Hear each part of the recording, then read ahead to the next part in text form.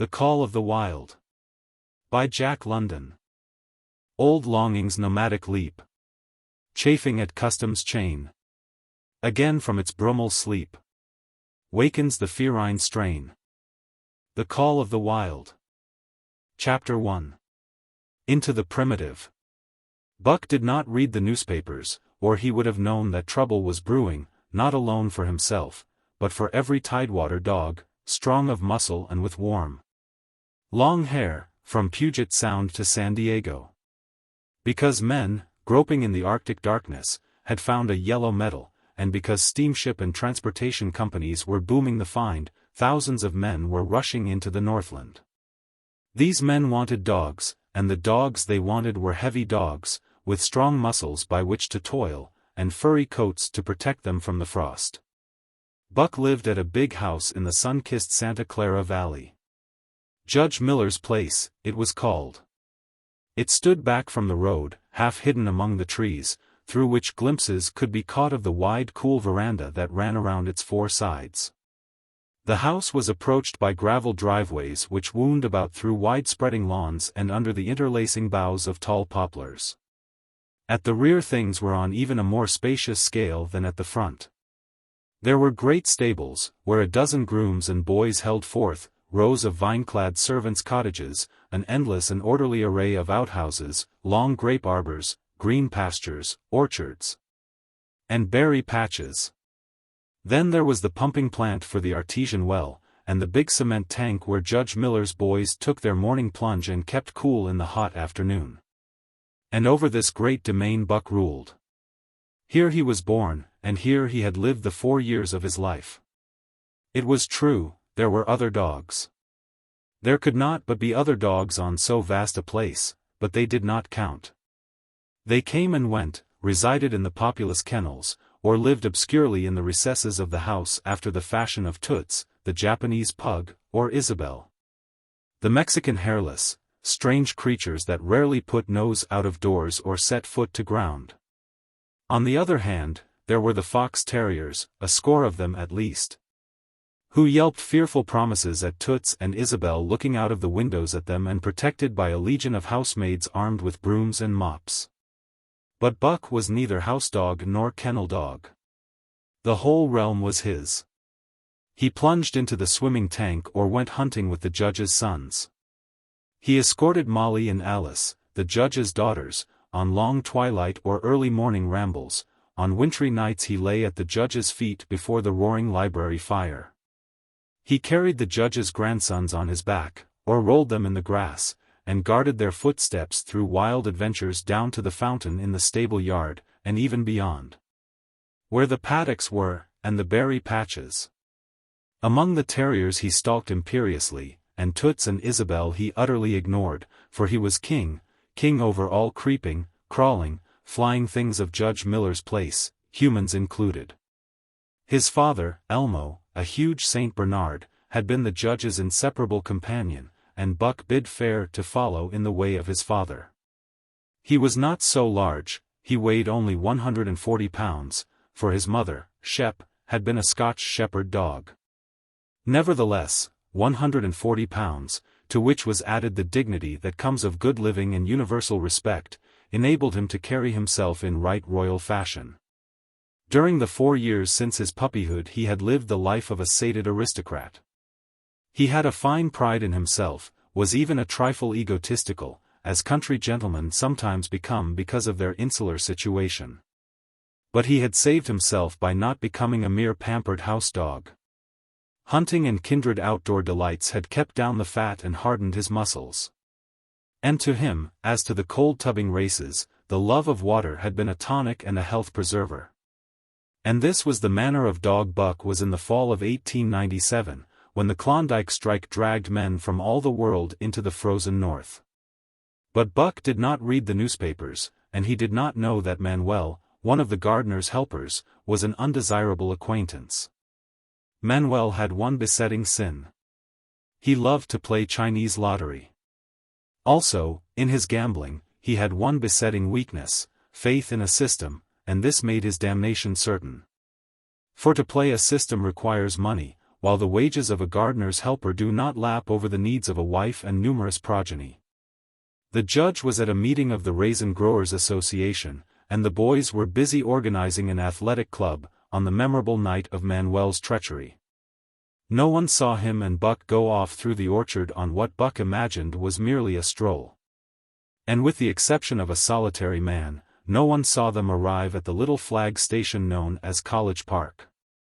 This man talked with Manuel, and money chinked between them.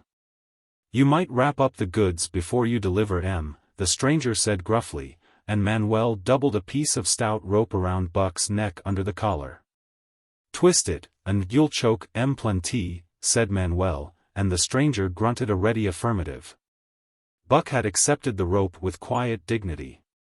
To be sure, it was an unwanted performance, but he had learned to trust in men he knew, and to give them credit for a wisdom that outreached his own. But when the ends of the rope were placed in the stranger's hands, he growled menacingly. He had merely intimated his displeasure, in his pride believing that to intimate was to command. But to his surprise the rope tightened around his neck, shutting off his breath. In quick rage he sprang at the man, who met him halfway, grappled him close by the throat, and with a deft twist threw him over on his back. Then the rope tightened mercilessly, while Buck struggled in a fury, his tongue lolling out of his mouth and his great chest panting futilely. Never in all his life had he been so vilely treated, and never in all his life had he been so angry. But his strength ebbed, his eyes glazed, and he knew nothing when the train was flagged and the two men threw him into the baggage car. The next he knew, he was dimly aware that his tongue was hurting and that he was being jolted along in some kind of a conveyance. The hoarse shriek of a locomotive whistling a crossing told him where he was. He had traveled too often with the judge not to know the sensation of riding in a baggage car. He opened his eyes, and into them came the unbridled anger of a kidnapped king. The man sprang for his throat, but Buck was too quick for him. His jaws closed on the hand, nor did they relax till his senses were choked out of him once more.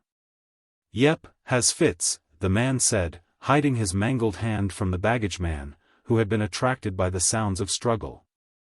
"I'm talking 'em up for the boss to Frisco. A crack dog doctor there thinks that he can cure them." Concerning that night's ride, the man spoke most eloquently for himself, in a little shed back of a saloon on the San Francisco waterfront. "All I get is 50 for it," he grumbled, "and I wouldn't do it over for 1,000, cold cash." His hand was wrapped in a bloody handkerchief, and the right trouser leg was ripped from knee to ankle. "How much did the other mug get?" the saloon keeper demanded. 100, was the reply. "Wouldn't take a so less, so help me." "That makes 150, the saloon keeper calculated, and he's worth it, or I'm a squarehead." The kidnapper undid the bloody wrappings and looked at his lacerated hand. "If I don't get the hydrophobia, it'll be because you was born to hang," laughed the saloon keeper. "Here, lend me a hand before you pull your freight," he added. Dazed, suffering intolerable pain from throat and tongue, with the life half throttled out of him, Buck attempted to face his tormentors. But he was thrown down and choked repeatedly, till they succeeded in filing the heavy brass collar from off his neck. Then the rope was removed, and he was flung into a cage-like crate. There he lay for the remainder of the weary night, nursing his wrath and wounded pride. He could not understand what it all meant. What did they want with him, these strange men? Why were they keeping him pent up in this narrow crate? He did not know why, but he felt oppressed by the vague sense of impending calamity. Several times during the night he sprang to his feet when the shed door rattled open, expecting to see the judge, or the boys at least. But each time it was the bulging face of the saloon keeper that peered in at him by the sickly light of a tallow candle. And each time the joyful bark that trembled in Buck's throat was twisted into a savage growl. But the saloon keeper let him alone, and in the morning 4 men entered and picked up the crate. More tormentors, Buck decided, for they were evil-looking creatures, ragged and unkempt, and he stormed and raged at them through the bars. They only laughed and poked sticks at him, which he promptly assailed with his teeth till he realized that that was what they wanted. Whereupon he lay down sullenly and allowed the crate to be lifted into a wagon. Then he, and the crate in which he was imprisoned, began a passage through many hands. Clerks in the express office took charge of him. He was carted about in another wagon, a truck carried him, with an assortment of boxes and parcels, upon a ferry steamer. He was trucked off the steamer into a great railway depot, and finally he was deposited in an express car. For 2 days and nights this express car was dragged along at the tail of shrieking locomotives, and for 2 days and nights Buck neither ate nor drank. In his anger he had met the first advances of the express messengers with growls, and they had retaliated by teasing him. When he flung himself against the bars, quivering and frothing, they laughed at him and taunted him. They growled and barked like detestable dogs, mewed, and flapped their arms and crowed. It was all very silly, he knew, but therefore the more outrage to his dignity, and his anger waxed and waxed. He did not mind the hunger so much, but the lack of water caused him severe suffering and fanned his wrath to fever pitch. For that matter, high-strung and finely sensitive, the ill treatment had flung him into a fever, which was fed by the inflammation of his parched and swollen throat and tongue. He was glad for one thing: the rope was off his neck. That had given them an unfair advantage, but now that it was off, he would show them. They would never get another rope around his neck. Upon that he was resolved. For 2 days and nights he neither ate nor drank, and during those 2 days and nights of torment, he accumulated a fund of wrath that boded ill for whoever first fell foul of him. His eyes turned bloodshot, and he was metamorphosed into a raging fiend. So changed was he that the judge himself would not have recognized him. And the express messengers breathed with relief when they bundled him off the train at Seattle. 4 men gingerly carried the crate from the wagon into a small, high-walled backyard. A stout man, with a red sweater that sagged generously at the neck, came out and signed the book for the driver. That was the man, Buck divined, the next tormentor, and he hurled himself savagely against the bars. The man smiled grimly, and brought a hatchet and a club. "You ain't going to take him out now?" the driver asked. "Sure," the man replied, driving the hatchet into the crate for a pry. There was an instantaneous scattering of the 4 men who had carried it in, and from safe perches on top the wall they prepared to watch the performance. Buck rushed at the splintering wood, sinking his teeth into it, surging and wrestling with it. Wherever the hatchet fell on the outside, he was there on the inside, snarling and growling, as furiously anxious to get out as the man in the red sweater was calmly intent on getting him out. "Now, you red-eyed devil," he said, when he had made an opening sufficient for the passage of Buck's body. At the same time he dropped the hatchet and shifted the club to his right hand. And Buck was truly a red-eyed devil, as he drew himself together for the spring, hair bristling, mouth foaming, a mad glitter in his bloodshot eyes. Straight at the man he launched his 140 pounds of fury, surcharged with the pent passion of 2 days and nights. In mid-air, just as his jaws were about to close on the man, he received a shock that checked his body and brought his teeth together with an agonizing clip. He whirled over, fetching the ground on his back and side. He had never been struck by a club in his life, and did not understand. With a snarl that was part bark and more scream he was again on his feet and launched into the air. And again the shock came and he was brought crushingly to the ground. This time he was aware that it was the club, but his madness knew no caution. A dozen times he charged, and as often the club broke the charge and smashed him down. After a particularly fierce blow, he crawled to his feet, too dazed to rush. He staggered limply about, the blood flowing from nose and mouth and ears, his beautiful coat sprayed and flecked with bloody slaver. Then the man advanced and deliberately dealt him a frightful blow on the nose. All the pain he had endured was as nothing compared with the exquisite agony of this. With a roar that was almost lion-like in its ferocity, he again hurled himself at the man. But the man, shifting the club from right to left, coolly caught him by the under jaw, at the same time wrenching downward and backward. Buck described a complete circle in the air, and half of another, then crashed to the ground on his head and chest. For the last time he rushed. The man struck the shrewd blow he had purposely withheld for so long, and Buck crumpled up and went down, knocked utterly senseless. "He's no slouch at dog breakin', that's what I say," one of the men on the wall cried enthusiastically. "Druther break cayuses any day, and twice on Sundays," was the reply of the driver, as he climbed on the wagon and started the horses. Buck's senses came back to him, but not his strength. He lay where he had fallen, and from there he watched the man in the red sweater. "Answers to the name of Buck," the man soliloquized, quoting from the saloon keeper's letter which had announced the consignment of the crate and contents. "Well, Buck, my boy," he went on in a genial voice, "we've had our little ruction, and the best thing we can do is to let it go at that. You've learned your place, and I know mine. Be a good dog and all'll go well and the goose hang high. Be a bad dog, and I'll whale the stuffin' out o' you. Understand?" As he spoke he fearlessly patted the head he had so mercilessly pounded, and though Buck's hair involuntarily bristled at touch of the hand, he endured it without protest.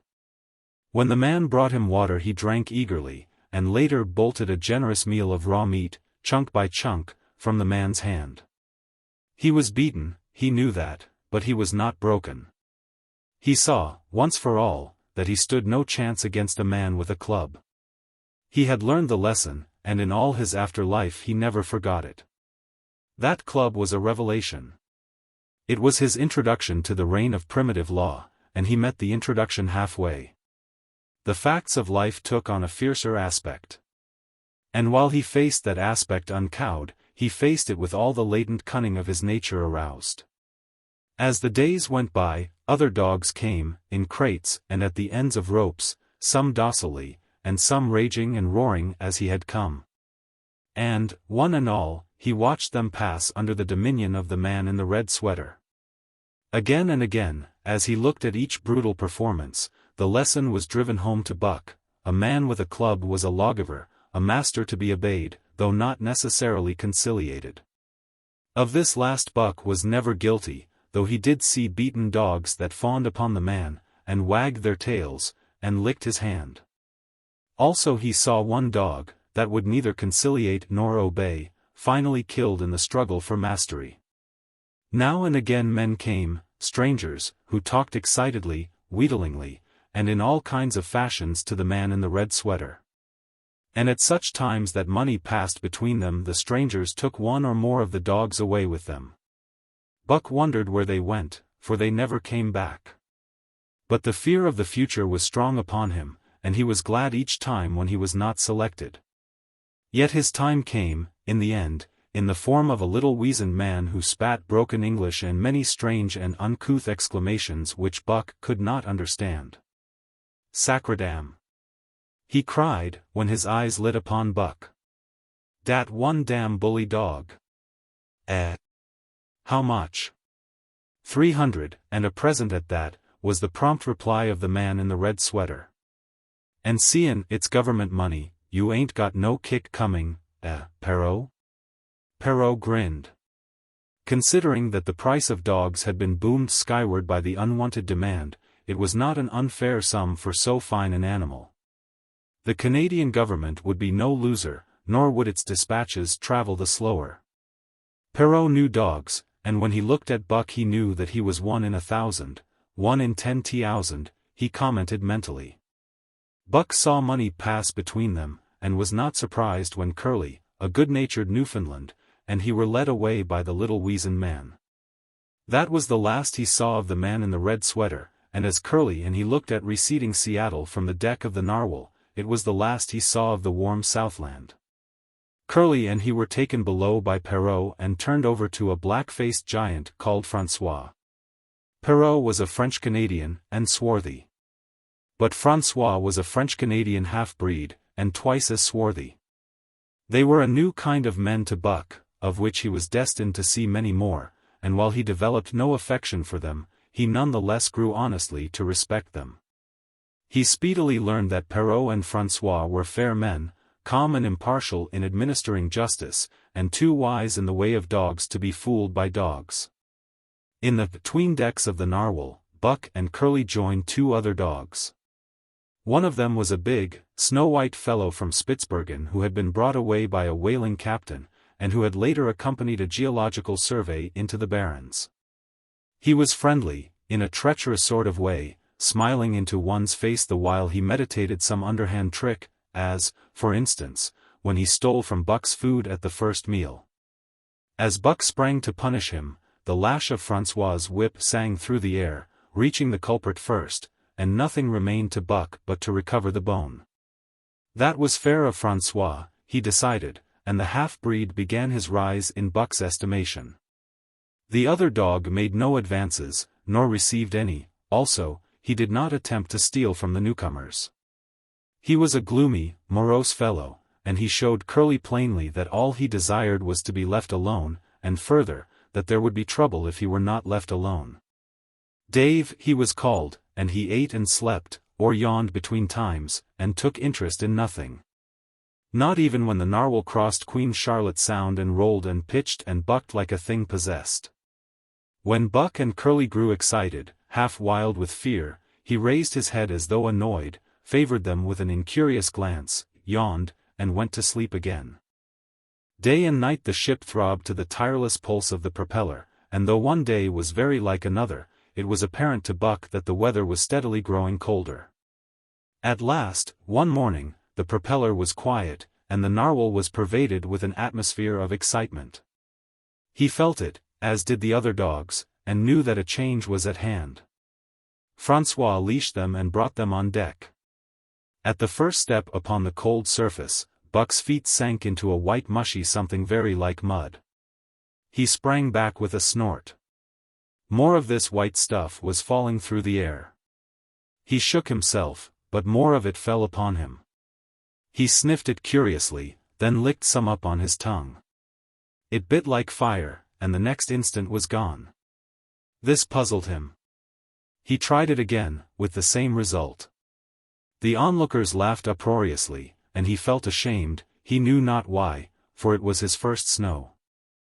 How do you find this book? Any thoughts about the book or the author? Any suggestion for improvement?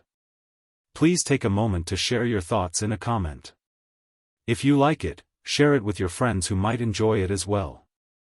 Subscribe to keep in touch. Visit CompleteAudiobooks.com for more quality content. Chapter 2. The Law of Club and Fang. Buck's first day on the Dai beach was like a nightmare. Every hour was filled with shock and surprise.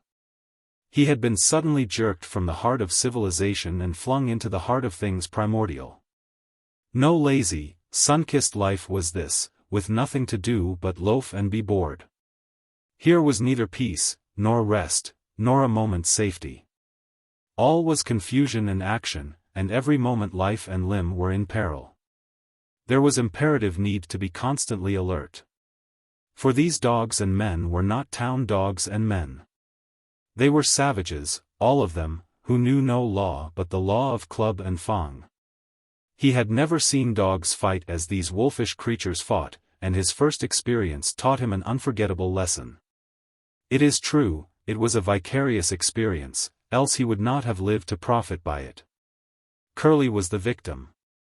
They were camped near the log store, where she, in her friendly way, made advances to a husky dog the size of a full-grown wolf, though not half so large as she.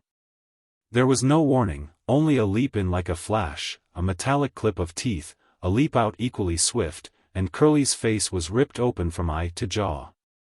It was the wolf manner of fighting, to strike and leap away, but there was more to it than this. 30 or 40 huskies ran to the spot and surrounded the combatants in an intent and silent circle. Buck did not comprehend that silent intentness, nor the eager way with which they were licking their chops. Curly rushed her antagonist, who struck again and leaped aside. He met her next rush with his chest, in a peculiar fashion that tumbled her off her feet. She never regained them. This was what the onlooking huskies had waited for. They closed in upon her, snarling and yelping, and she was buried, screaming with agony, beneath the bristling mass of bodies. So sudden was it, and so unexpected, that Buck was taken aback. He saw Spitz run out his scarlet tongue in a way he had of laughing, and he saw Francois, swinging an axe, spring into the mess of dogs. 3 men with clubs were helping him to scatter them. It did not take long. 2 minutes from the time Curly went down, the last of her assailants were clubbed off. But she lay there limp and lifeless in the bloody, trampled snow, almost literally torn to pieces, the swart half-breed standing over her and cursing horribly. The scene often came back to Buck to trouble him in his sleep. So that was the way. No fair play. Once down, that was the end of you. Well, he would see to it that he never went down.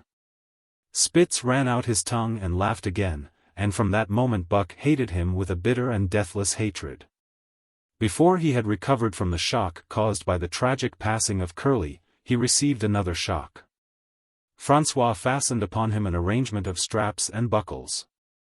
It was a harness, such as he had seen the grooms put on the horses at home. And as he had seen horses work, so he was set to work, hauling Francois on a sled to the forest that fringed the valley, and returning with a load of firewood. Though his dignity was sorely hurt by thus being made a draft animal, he was too wise to rebel. He buckled down with a will and did his best, though it was all new and strange. Francois was stern, demanding instant obedience, and by virtue of his whip receiving instant obedience. While Dave, who was an experienced wheeler, nipped Buck's hind quarters whenever he was in error.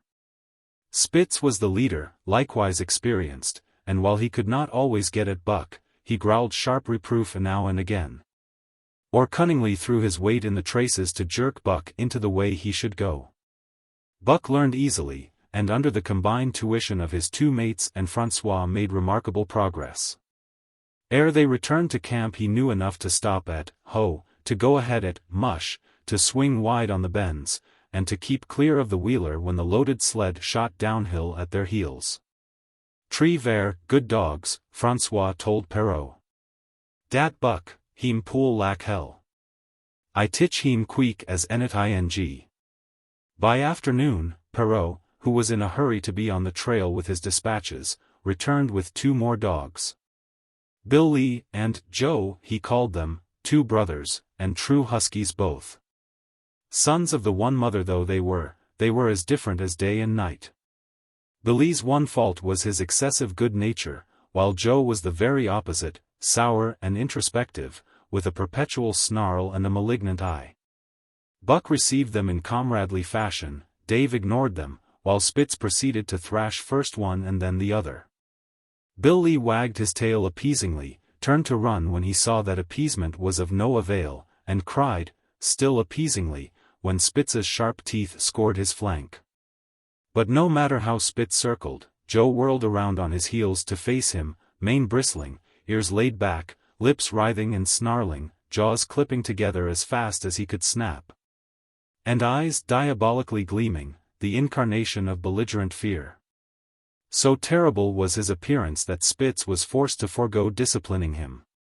But to cover his own discomfiture he turned upon the inoffensive and wailing Billy and drove him to the confines of the camp. By evening Perrault secured another dog, an old husky, long and lean and gaunt, with a battle-scarred face and a single eye which flashed a warning of prowess that commanded respect. He was called Solex, which means the angry one. Like Dave, he asked nothing, gave nothing, expected nothing. And when he marched slowly and deliberately into their midst, even Spitz left him alone. He had one peculiarity which Buck was unlucky enough to discover. He did not like to be approached on his blind side. Of this offense Buck was unwittingly guilty, and the first knowledge he had of his indiscretion was when Solex whirled upon him and slashed his shoulder to the bone for 3 inches up and down. Forever after Buck avoided his blind side, and to the last of their comradeship had no more trouble. His only apparent ambition, like Dave's, was to be left alone. Though, as Buck was afterward to learn, each of them possessed one other and even more vital ambition. That night Buck faced the great problem of sleeping. The tent, illumined by a candle, glowed warmly in the midst of the white plain. And when he, as a matter of course, entered it, both Perrault and Francois bombarded him with curses and cooking utensils. Till he recovered from his consternation and fled ignominiously into the outer cold. A chill wind was blowing that nipped him sharply and bit with a special venom into his wounded shoulder. He lay down on the snow and attempted to sleep, but the frost soon drove him shivering to his feet. Miserable and disconsolate, he wandered about among the many tents, only to find that one place was as cold as another. Here and there savage dogs rushed upon him, but he bristled his neck hair and snarled, for he was learning fast, and they let him go his way unmolested. Finally an idea came to him. He would return and see how his own teammates were making out. To his astonishment, they had disappeared. Again he wandered about through the great camp, looking for them, and again he returned. Were they in the tent? No, that could not be, else he would not have been driven out. Then where could they possibly be? With drooping tail and shivering body, very forlorn indeed, he aimlessly circled the tent. Suddenly the snow gave way beneath his forelegs and he sank down. Something wriggled under his feet. He sprang back, bristling and snarling, fearful of the unseen and unknown. But a friendly little yelp reassured him, and he went back to investigate. A whiff of warm air ascended to his nostrils, and there, curled up under the snow in a snug ball, lay Bill Lee. He whined placatingly, squirmed and wriggled to show his good will and intentions, and even ventured, as a bribe for peace, to lick Buck's face with his warm wet tongue. Another lesson. So that was the way they did it, eh? Buck confidently selected a spot, and with much fuss and waste effort proceeded to dig a hole for himself. In a trice the heat from his body filled the confined space and he was asleep. The day had been long and arduous, and he slept soundly and comfortably, though he growled and barked and wrestled with bad dreams. Nor did he open his eyes till roused by the noises of the waking camp. At first he did not know where he was. It had snowed during the night and he was completely buried. The snow walls pressed him on every side, and a great surge of fear swept through him, the fear of the wild thing for the trap. It was a token that he was harking back through his own life to the lives of his forebears. For he was a civilized dog, an unduly civilized dog, and of his own experience knew no trap and so could not of himself fear it. The muscles of his whole body contracted spasmodically and instinctively, the hair on his neck and shoulders stood on end, and with a ferocious snarl he bounded straight up into the blinding day. The snow flying about him in a flashing cloud. Ere he landed on his feet, he saw the white camp spread out before him and knew where he was and remembered all that had passed from the time he went for a stroll with Manuel to the hole he had dug for himself the night before. A shout from Francois hailed his appearance. "What I say?" the dog driver cried to Perrault. "Dat Buck for sure learn queek as enet ing." Perrault nodded gravely. As courier for the Canadian government, bearing important dispatches, he was anxious to secure the best dogs, and he was particularly gladdened by the possession of Buck. 3 more huskies were added to the team inside an hour, making a total of 9. And before another quarter of an hour had passed they were in harness and swinging up the trail toward the Dye Canyon. Buck was glad to be gone, and though the work was hard he found he did not particularly despise it. He was surprised at the eagerness which animated the whole team and which was communicated to him. But still more surprising was the change wrought in Dave and Sol-leks. They were new dogs, utterly transformed by the harness. All passiveness and unconcern had dropped from them. They were alert and active, anxious that the work should go well, and fiercely irritable with whatever, by delay or confusion, retarded that work. The toil of the traces seemed the supreme expression of their being, and all that they lived for and the only thing in which they took delight. Dave was wheeler or sled dog, pulling in front of him was Buck, then came Sol-leks, the rest of the team was strung out ahead, single file, to the leader, which position was filled by Spitz. Buck had been purposely placed between Dave and Sol-leks so that he might receive instruction. Apt scholar that he was, they were equally apt teachers, never allowing him to linger long in error, and enforcing their teaching with their sharp teeth. Dave was fair and very wise. He never nipped Buck without cause, and he never failed to nip him when he stood in need of it. As Francois's whip backed him up, Buck found it to be cheaper to mend his ways than to retaliate. Once, during a brief halt, when he got tangled in the traces and delayed the start, both Dave and Solex flew at him and administered a sound trouncing. The resulting tangle was even worse, but Buck took good care to keep the traces clear thereafter, and ere the day was done, so well had he mastered his work, his mates about ceased nagging him. Francois's whip snapped less frequently, and Perrault even honored Buck by lifting up his feet and carefully examining them. It was a hard day's run, up the canyon, through Sheep Camp, past the scales and the timber line, across glaciers and snowdrifts hundreds of feet deep, and over the Great Chilkoot Divide, which stands between the salt water and the fresh and guards forbiddingly the sad and lonely north. They made good time down the chain of lakes which fills the craters of extinct volcanoes, and late that night pulled into the huge camp at the head of Lake Bennett, where thousands of gold seekers were building boats against the breakup of the ice in the spring. Buck made his hole in the snow and slept the sleep of the exhausted just, but all too early was routed out in the cold darkness and harnessed with his mates to the sled. That day they made 40 miles, the trail being packed, but the next day, and for many days to follow, they broke their own trail, worked harder, and made poorer time. As a rule, Perrault traveled ahead of the team, packing the snow with webbed shoes to make it easier for them. Francois, guiding the sled at the G-pole, sometimes exchanged places with him, but not often. Perrault was in a hurry, and he prided himself on his knowledge of ice, which knowledge was indispensable, for the fall ice was very thin, and where there was swift water, there was no ice at all. Day after day, for days unending, Buck toiled in the traces. Always, they broke camp in the dark, and the first gray of dawn found them hitting the trail with fresh miles reeled off behind them. And always they pitched camp after dark, eating their bit of fish, and crawling to sleep into the snow. Buck was ravenous. The pound and a half of sun-dried salmon, which was his ration for each day, seemed to go nowhere. He never had enough, and suffered from perpetual hunger pangs. Yet the other dogs, because they weighed less and were born to the life, received a pound only of the fish and managed to keep in good condition. He swiftly lost the fastidiousness which had characterized his old life. A dainty eater, he found that his mates, finishing first, robbed him of his unfinished ration. There was no defending it. While he was fighting off 2 or 3, it was disappearing down the throats of the others. To remedy this, he ate as fast as they. And, so greatly did hunger compel him, he was not above taking what did not belong to him. He watched and learned. When he saw Pike, one of the new dogs, a clever malingerer and thief, slyly steal a slice of bacon when Perrault's back was turned, he duplicated the performance the following day, getting away with the whole chunk.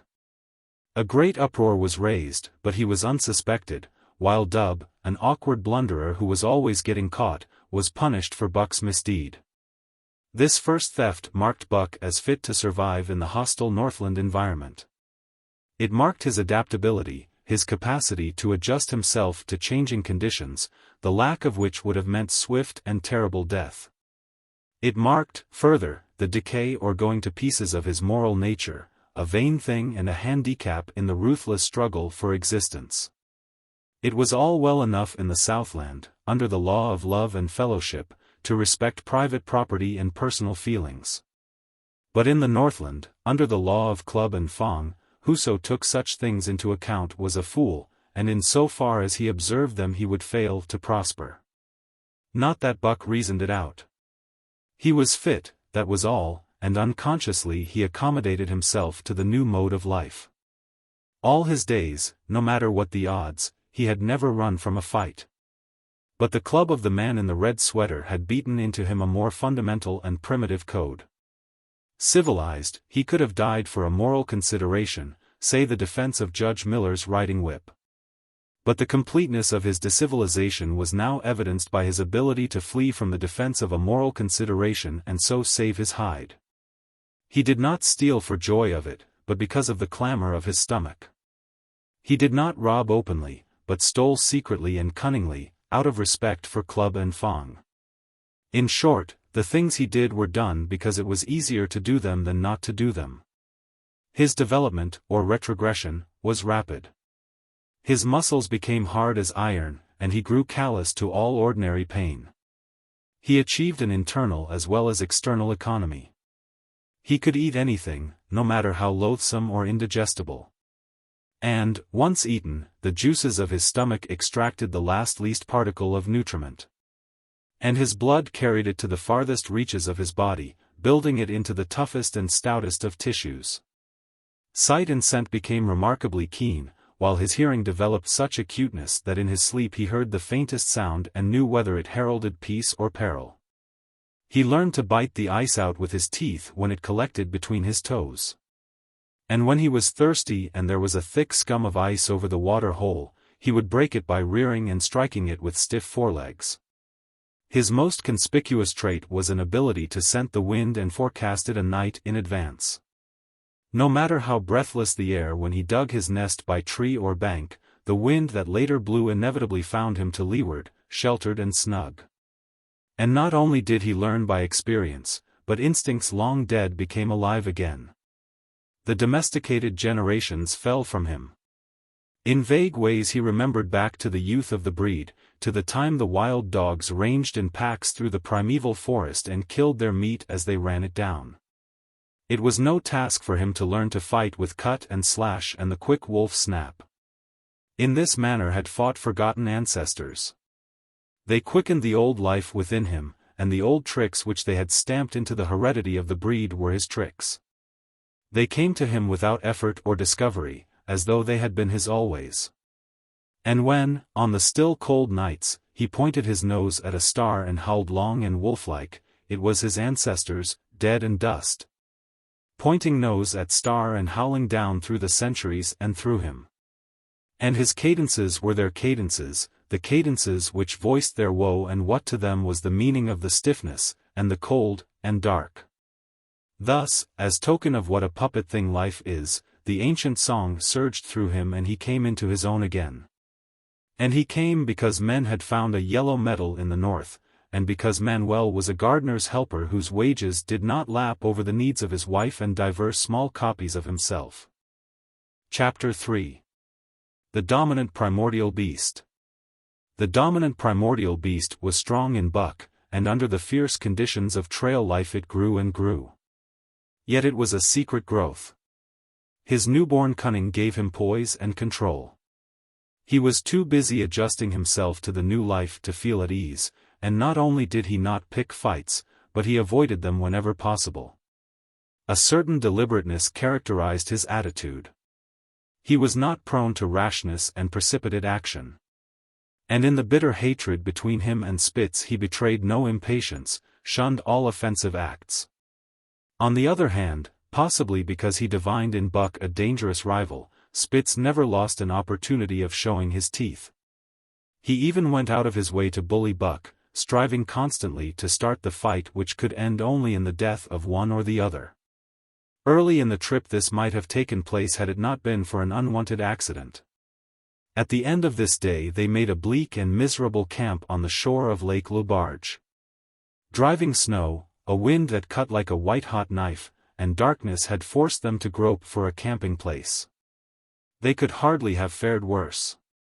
At their backs rose a perpendicular wall of rock, and Perrault and Francois were compelled to make their fire and spread their sleeping robes on the ice of the lake itself. The tent they had discarded at Dai in order to travel light. A few sticks of driftwood furnished them with a fire that thawed down through the ice and left them to eat supper in the dark. Close in under the sheltering rock Buck made his nest. So snug and warm was it, that he was loath to leave it when Francois distributed the fish which he had first thawed over the fire. But when Buck finished his ration and returned, he found his nest occupied. A warning snarl told him that the trespasser was Spitz. Till now Buck had avoided trouble with his enemy, but this was too much. The beast in him roared. He sprang upon Spitz with a fury which surprised them both, and Spitz particularly, for his whole experience with Buck had gone to teach him that his rival was an unusually timid dog, who managed to hold his own only because of his great weight and size.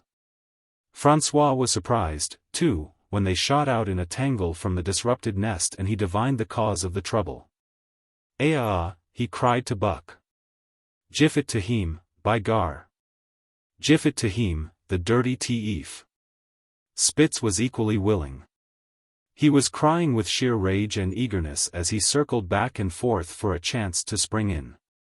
Buck was no less eager, and no less cautious, as he likewise circled back and forth for the advantage. But it was then that the unexpected happened, the thing which projected their struggle for supremacy far into the future, past many a weary mile of trail and toil. An oath from Perrault, the resounding impact of a club upon a bony frame, and a shrill yelp of pain, heralded the breaking forth of pandemonium. The camp was suddenly discovered to be alive with skulking furry forms, starving huskies, 4 or 5 score of them, who had scented the camp from some Indian village. They had crept in while Buck and Spitz were fighting, and when the 2 men sprang among them with stout clubs they showed their teeth and fought back. They were crazed by the smell of the food. Perrault found one with head buried in the grub box. His club landed heavily on the gaunt ribs, and the grub box was capsized on the ground.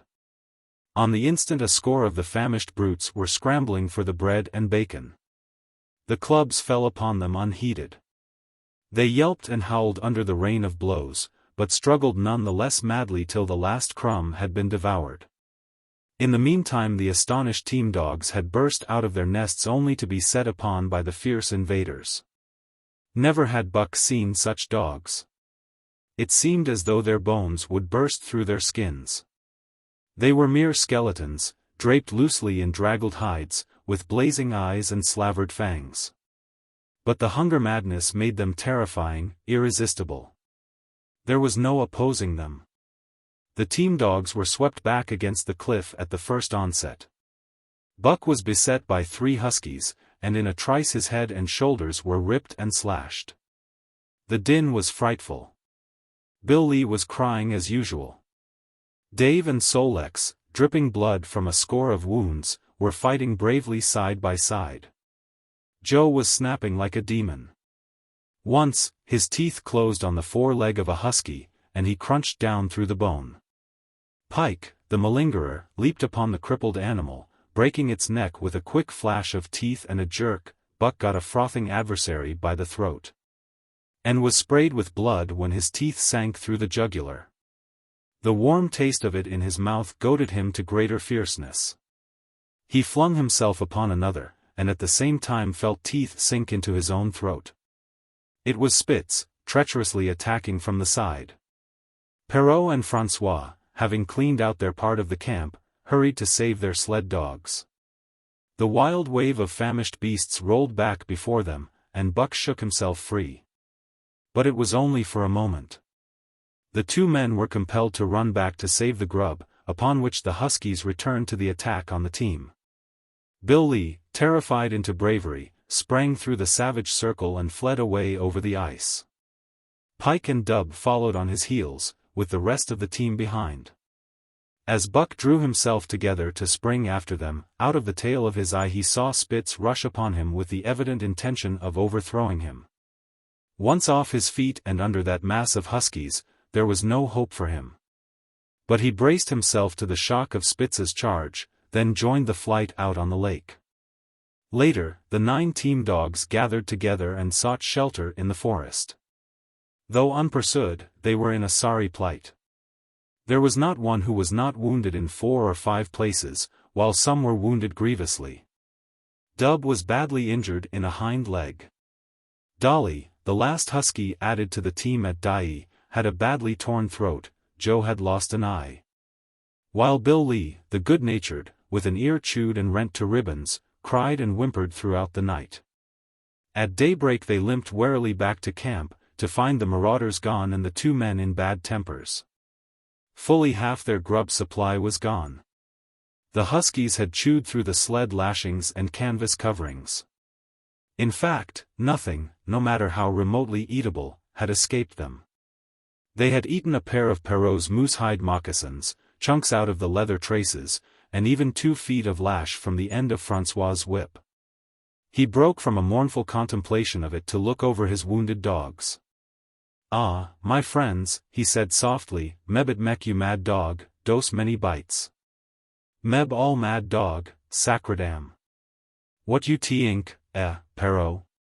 The courier shook his head dubiously. With 400 miles of trail still between him and Dawson, he could ill afford to have madness break out among his dogs. 2 hours of cursing and exertion got the harnesses into shape, and the wound-stiffened team was underway, struggling painfully over the hardest part of the trail they had yet encountered. And for that matter, the hardest between them and Dawson. The 30-mile river was wide open. Its wild water defied the frost, and it was in the eddies only and in the quiet places that the ice held at all. 6 days of exhausting toil were required to cover those 30 terrible miles. And terrible they were, for every foot of them was accomplished at the risk of life to dog and man. A dozen times, Perrault, nosing the way, broke through the ice bridges, being saved by the long pole he carried, which he so held that it fell each time across the hole made by his body. But a cold snap was on, the thermometer registering 50 below zero, and each time he broke through he was compelled for very life to build a fire and dry his garments. Nothing daunted him. It was because nothing daunted him that he had been chosen for government courier. He took all manner of risks, resolutely thrusting his little weazened face into the frost and struggling on from dim dawn to dark. He skirted the frowning shores on rim ice that bent and crackled underfoot and upon which they dared not halt. Once, the sled broke through, with Dave and Buck, and they were half frozen and all but drowned by the time they were dragged out. The usual fire was necessary to save them. They were coated solidly with ice, and the 2 men kept them on the run around the fire, sweating and thawing, so close that they were singed by the flames. At another time Spitz went through, dragging the whole team after him up to Buck, who strained backward with all his strength. His 4 paws on the slippery edge and the ice quivering and snapping all around. But behind him was Dave, likewise straining backward, and behind the sled was Francois, pulling till his tendons cracked. Again, the rim ice broke away before and behind, and there was no escape except up the cliff. Perrault scaled it by a miracle, while Francois prayed for just that miracle. And with every thong and sled lashing and the last bit of harness rove into a long rope, the dogs were hoisted, one by one, to the cliff crest. Francois came up last, after the sled and load. Then came the search for a place to descend, which descent was ultimately made by the aid of the rope, and night found them back on the river with a 1/4 of a mile to the day's credit. By the time they made the Hootalinqua and good ice, Buck was played out. The rest of the dogs were in like condition, but Perrault, to make up lost time, pushed them late and early. The first day they covered 35 miles to the Big Salmon, the next day 35 more to the Little Salmon, the third day 40 miles, which brought them well up toward the 5 Fingers. Buck's feet were not so compact and hard as the feet of the huskies. His had softened during the many generations since the day his last wild ancestor was tamed by a cave-dweller or riverman. All day long he limped in agony, and camp once made, lay down like a dead dog. Hungry as he was, he would not move to receive his ration of fish, which Francois had to bring to him. Also, the dog-driver rubbed Buck's feet for half an hour each night after supper, and sacrificed the tops of his own moccasins to make 4 moccasins for Buck. This was a great relief, and Buck caused even the weazened face of Perrault to twist itself into a grin one morning, when Francois forgot the moccasins and Buck lay on his back, his 4 feet waving appealingly in the air, and refused to budge without them.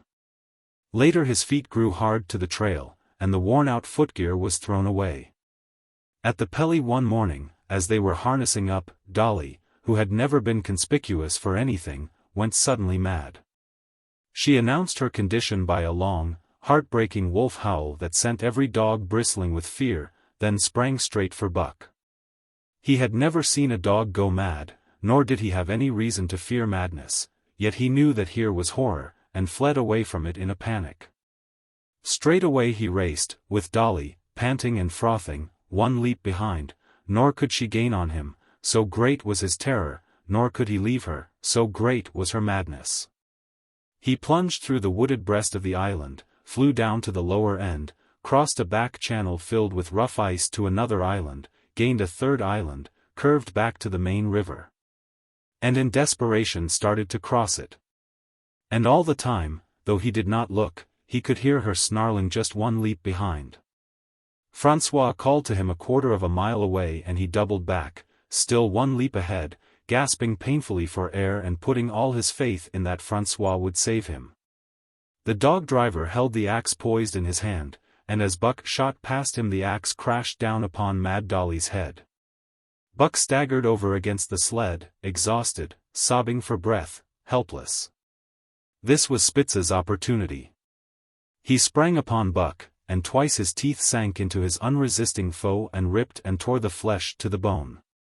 Then Francois's lash descended, and Buck had the satisfaction of watching Spitz receive the worst whipping as yet administered to any of the teams. "One devil, dat Spitz," remarked Perrault. "Some damn day heem kill dat Buck." "Dat Buck two devils," was Francois's rejoinder. "All de tam I watch dat Buck I know for sure. Listen, some damn fine day heem get mad lak hell and den heem chew dat Spitz all up and spit heem out on de snow." "Sure. I know." From then on it was war between them. Spitz, as lead dog and acknowledged master of the team, felt his supremacy threatened by this strange Southland dog. And strange Buck was to him, for of the many Southland dogs he had known, not one had shown up worthily in camp and on trail. They were all too soft, dying under the toil, the frost, and starvation. Buck was the exception. He alone endured and prospered, matching the husky in strength, savagery, and cunning. Then he was a masterful dog, and what made him dangerous was the fact that the club of the man in the red sweater had knocked all blind pluck and rashness out of his desire for mastery. He was preeminently cunning, and could bide his time with a patience that was nothing less than primitive. It was inevitable that the clash for leadership should come. Buck wanted it. He wanted it because it was his nature, because he had been gripped tight by that nameless, incomprehensible pride of the trail and trace, that pride which holds dogs in the toil to the last gasp. Which lures them to die joyfully in the harness, and breaks their hearts if they are cut out of the harness. This was the pride of Dave as will dog, of Solex as he pulled with all his strength. The pride that laid hold of them at break of camp, transforming them from sour and sullen brutes into straining, eager, ambitious creatures. The pride that spurred them on all day and dropped them at pitch of camp at night, letting them fall back into gloomy unrest and uncontent. This was the pride that bore up Spitz and made him thrash the sled dogs who blundered and shirked in the traces or hid away at harness-up time in the morning. Likewise it was this pride that made him fear Buck as a possible lead dog. And this was Buck's pride, too. He openly threatened the other's leadership. He came between him and the shirks he should have punished. And he did it deliberately. One night there was a heavy snowfall, and in the morning Pike, the malingerer, did not appear. He was securely hidden in his nest under a foot of snow. Francois called him and sought him in vain. Spitz was wild with wrath. He raged through the camp, smelling and digging in every likely place, snarling so frightfully that Pike heard and shivered in his hiding place. But when he was at last unearthed, and Spitz flew at him to punish him, Buck flew, with equal rage, in between. So unexpected was it, and so shrewdly managed, that Spitz was hurled backward and off his feet. Pike, who had been trembling abjectly, took heart at this open mutiny, and sprang upon his overthrown leader. Buck, to whom fair play was a forgotten code, likewise sprang upon Spitz. But Francois, chuckling at the incident while unswerving in the administration of justice, brought his lash down upon Buck with all his might. This failed to drive Buck from his prostrate rival, and the butt of the whip was brought into play. Half stunned by the blow, Buck was knocked backward and the lash laid upon him again and again, while Spitz soundly punished the many times offending Pike. In the days that followed, as Dawson grew closer and closer, Buck still continued to interfere between Spitz and the culprits, but he did it craftily, when Francois was not around. With the covert mutiny of Buck, a general insubordination sprang up and increased. Dave and Solex were unaffected, but the rest of the team went from bad to worse. Things no longer went right. There was continual bickering and jangling. Trouble was always afoot, and at the bottom of it was Buck. He kept Francois busy, for the dog driver was in constant apprehension of the life-and-death struggle between the two which he knew must take place sooner or later. And on more than one night the sounds of quarreling and strife among the other dogs turned him out of his sleeping robe, fearful that Buck and Spitz were at it. But the opportunity did not present itself, and they pulled into Dawson one dreary afternoon with the great fight still to come. Here were many men, and countless dogs, and Buck found them all at work. It seemed the ordained order of things that dogs should work. All day they swung up and down the main street in long teams, and in the night their jingling bells still went by. They hauled cabin logs and firewood, freighted up to the mines, and did all manner of work that horses did in the Santa Clara Valley. Here and there Buck met Southland dogs, but in the main they were the wild wolf husky breed. Every night, regularly, at 9, at 12, at 3, they lifted a nocturnal song, a weird and eerie chant, in which it was Buck's delight to join. With the aurora borealis flaming coldly overhead, or the stars leaping in the frost dance, and the land numb and frozen under its pall of snow. This song of the huskies might have been the defiance of life, only it was pitched in minor key, with long-drawn wailings and half-sobs, and was more the pleading of life. The articulate travail of existence. It was an old song, old as the breed itself, one of the first songs of the younger world in a day when songs were sad. It was invested with the woe of unnumbered generations, this plaint by which Buck was so strangely stirred. When he moaned and sobbed, it was with the pain of living that was of old the pain of his wild fathers, and the fear and mystery of the cold and dark that was to them fear and mystery. And that he should be stirred by it marked the completeness with which he harked back through the ages of fire and roof to the raw beginnings of life in the howling ages. 7 days from the time they pulled into Dawson, they dropped down the steep bank by the barracks to the Yukon Trail, and pulled for Dyea and salt water. Perrault was carrying dispatches if anything more urgent than those he had brought in. Also, the travel pride had gripped him, and he purposed to make the record trip of the year. Several things favored him in this. The week's rest had recuperated the dogs and put them in thorough trim. The trail they had broken into the country was packed hard by later journeyers. And further, the police had arranged in 2 or 3 places deposits of grub for dog and man, and he was traveling light. They made 60 Mile, which is a 50-mile run, on the first day. And the second day saw them booming up the Yukon well on their way to Pelly. But such splendid running was achieved not without great trouble and vexation on the part of Francois. The insidious revolt led by Buck had destroyed the solidarity of the team. It no longer was as one dog leaping in the traces. The encouragement Buck gave the rebels led them into all kinds of petty misdemeanors. No more was Spitz a leader greatly to be feared. The old awe departed, and they grew equal to challenging his authority. Pike robbed him of half a fish one night, and gulped it down under the protection of Buck. Another night Dub and Joe fought Spitz and made him forego the punishment they deserved. And even Bill Lee, the good-natured, was less good-natured, and whined not half so placatingly as in former days. Buck never came near Spitz without snarling and bristling menacingly. In fact, his conduct approached that of a bully, and he was given to swaggering up and down before Spitz's very nose. The breaking down of discipline likewise affected the dogs in their relations with one another. They quarreled and bickered more than ever among themselves, till at times the camp was a howling bedlam. Dave and Solex alone were unaltered, though they were made irritable by the unending squabbling. Francois swore strange barbarous oaths, and stamped the snow in futile rage, and tore his hair. His lash was always singing among the dogs, but it was of small avail.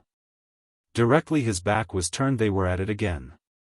He backed up Spitz with his whip, while Buck backed up the remainder of the team. Francois knew he was behind all the trouble, and Buck knew he knew.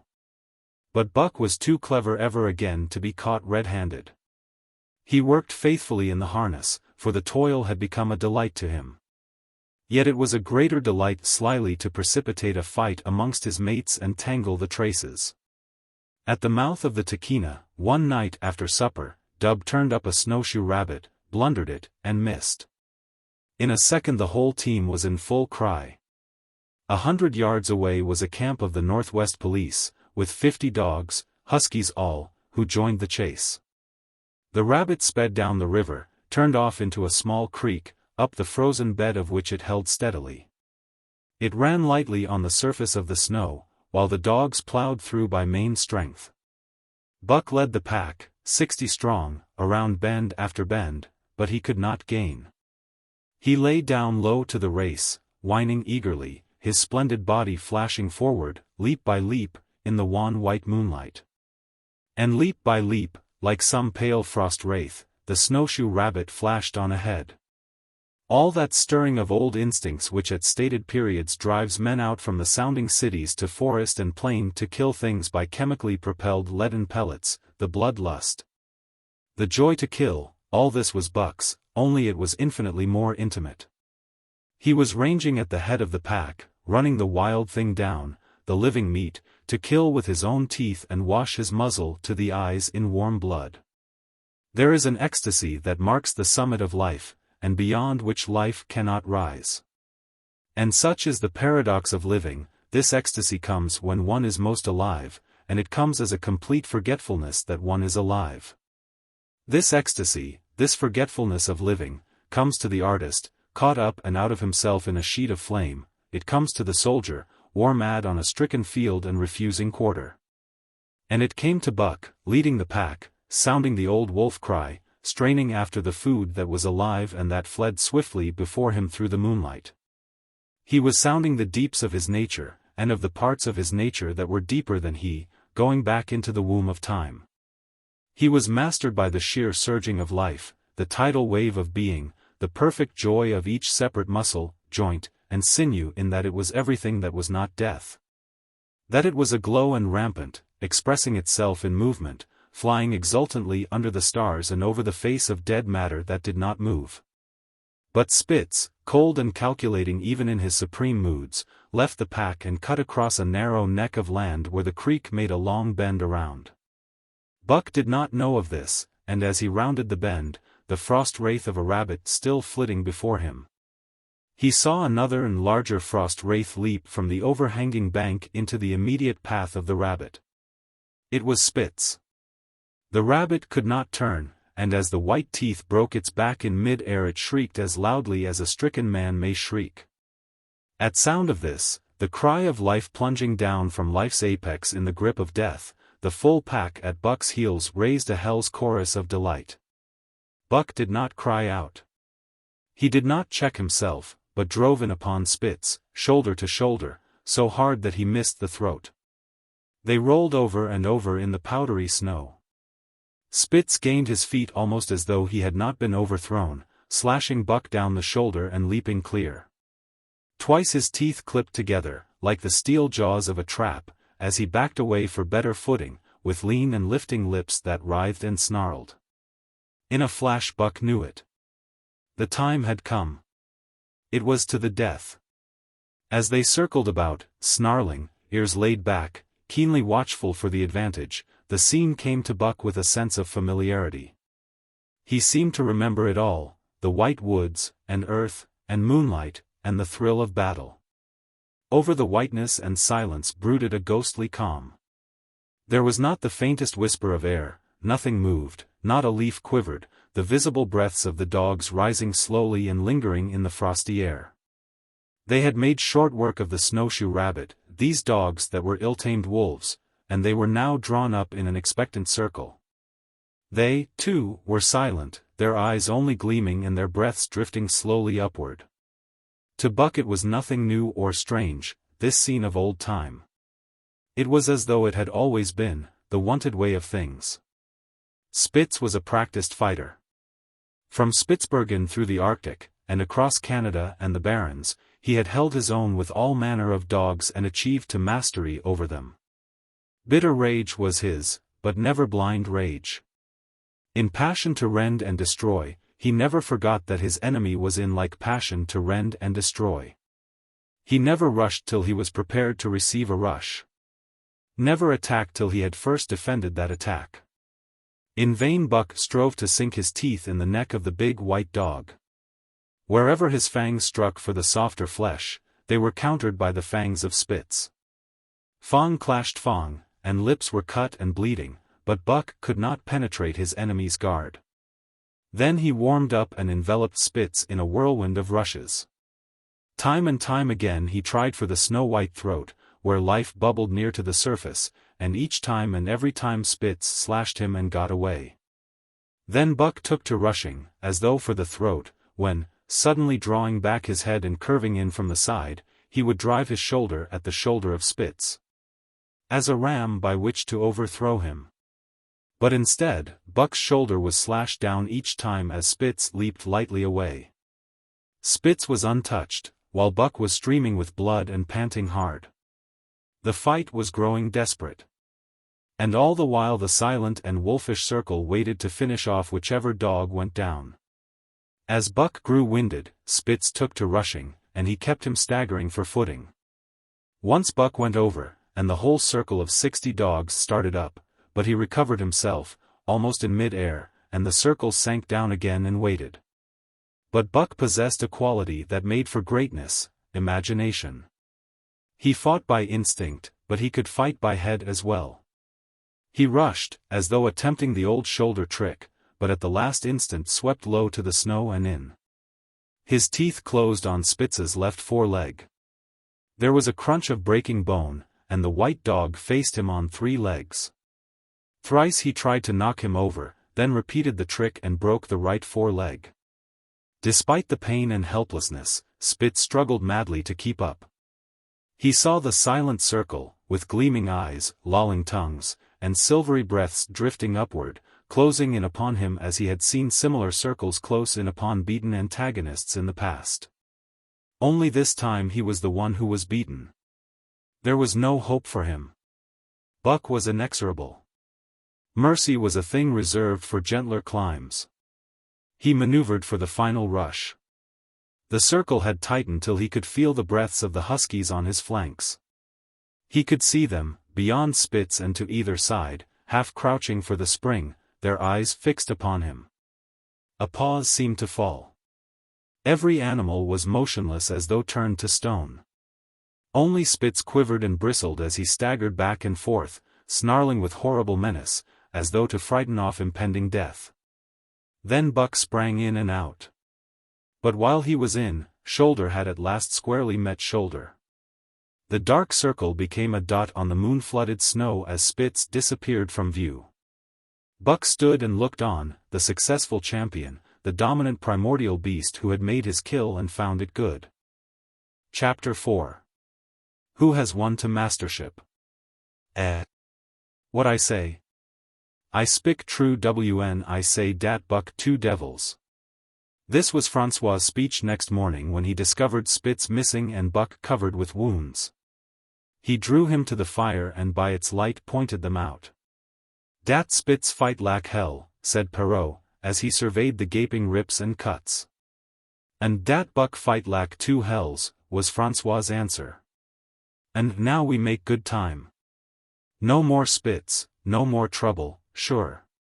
While Perrault packed the camp outfit and loaded the sled, the dog driver proceeded to harness the dogs. Buck trotted up to the place Spitz would have occupied as leader, but Francois, not noticing him, brought Solex to the coveted position. In his judgment, Solex was the best lead dog left. Buck sprang upon Solex in a fury, driving him back and standing in his place. Francois cried, slapping his thighs gleefully. Look at dat Buck. Heem kill dat Spitz, heem t-ink to take de job. Go way, chook, he cried, but Buck refused to budge. He took Buck by the scruff of the neck, and though the dog growled threateningly, dragged him to one side and replaced Sol-leks. The old dog did not like it, and showed plainly that he was afraid of Buck. Francois was obdurate, but when he turned his back, Buck again displaced Sol-leks, who was not at all unwilling to go. Francois was angry. "Now, by gar, I feex you," he cried, coming back with a heavy club in his hand. Buck remembered the man in the red sweater, and retreated slowly. Nor did he attempt to charge in when Sol-leks was once more brought forward. But he circled just beyond the range of the club, snarling with bitterness and rage. And while he circled, he watched the club so as to dodge it if thrown by Francois, for he was become wise in the way of clubs. The driver went about his work, and he called to Buck when he was ready to put him in his old place in front of Dave. Buck retreated 2 or 3 steps. Francois followed him up, whereupon he again retreated.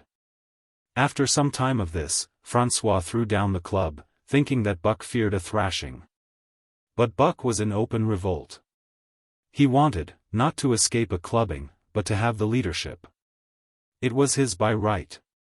He had earned it, and he would not be content with less. Perrault took a hand. Between them they ran him about for the better part of an hour. They threw clubs at him. He dodged. They cursed him, and his fathers and mothers before him, and all his seed to come after him down to the remotest generation, and every hair on his body and drop of blood in his veins. And he answered curse with snarl and kept out of their reach. He did not try to run away, but retreated around and around the camp, advertising plainly that when his desire was met, he would come in and be good. Francois sat down and scratched his head. Perrault looked at his watch and swore. Time was flying, and they should have been on the trail an hour gone. Francois scratched his head again.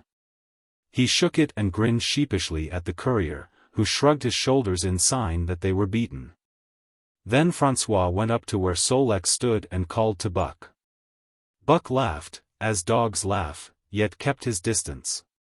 Francois unfastened Sol-leks's traces and put him back in his old place.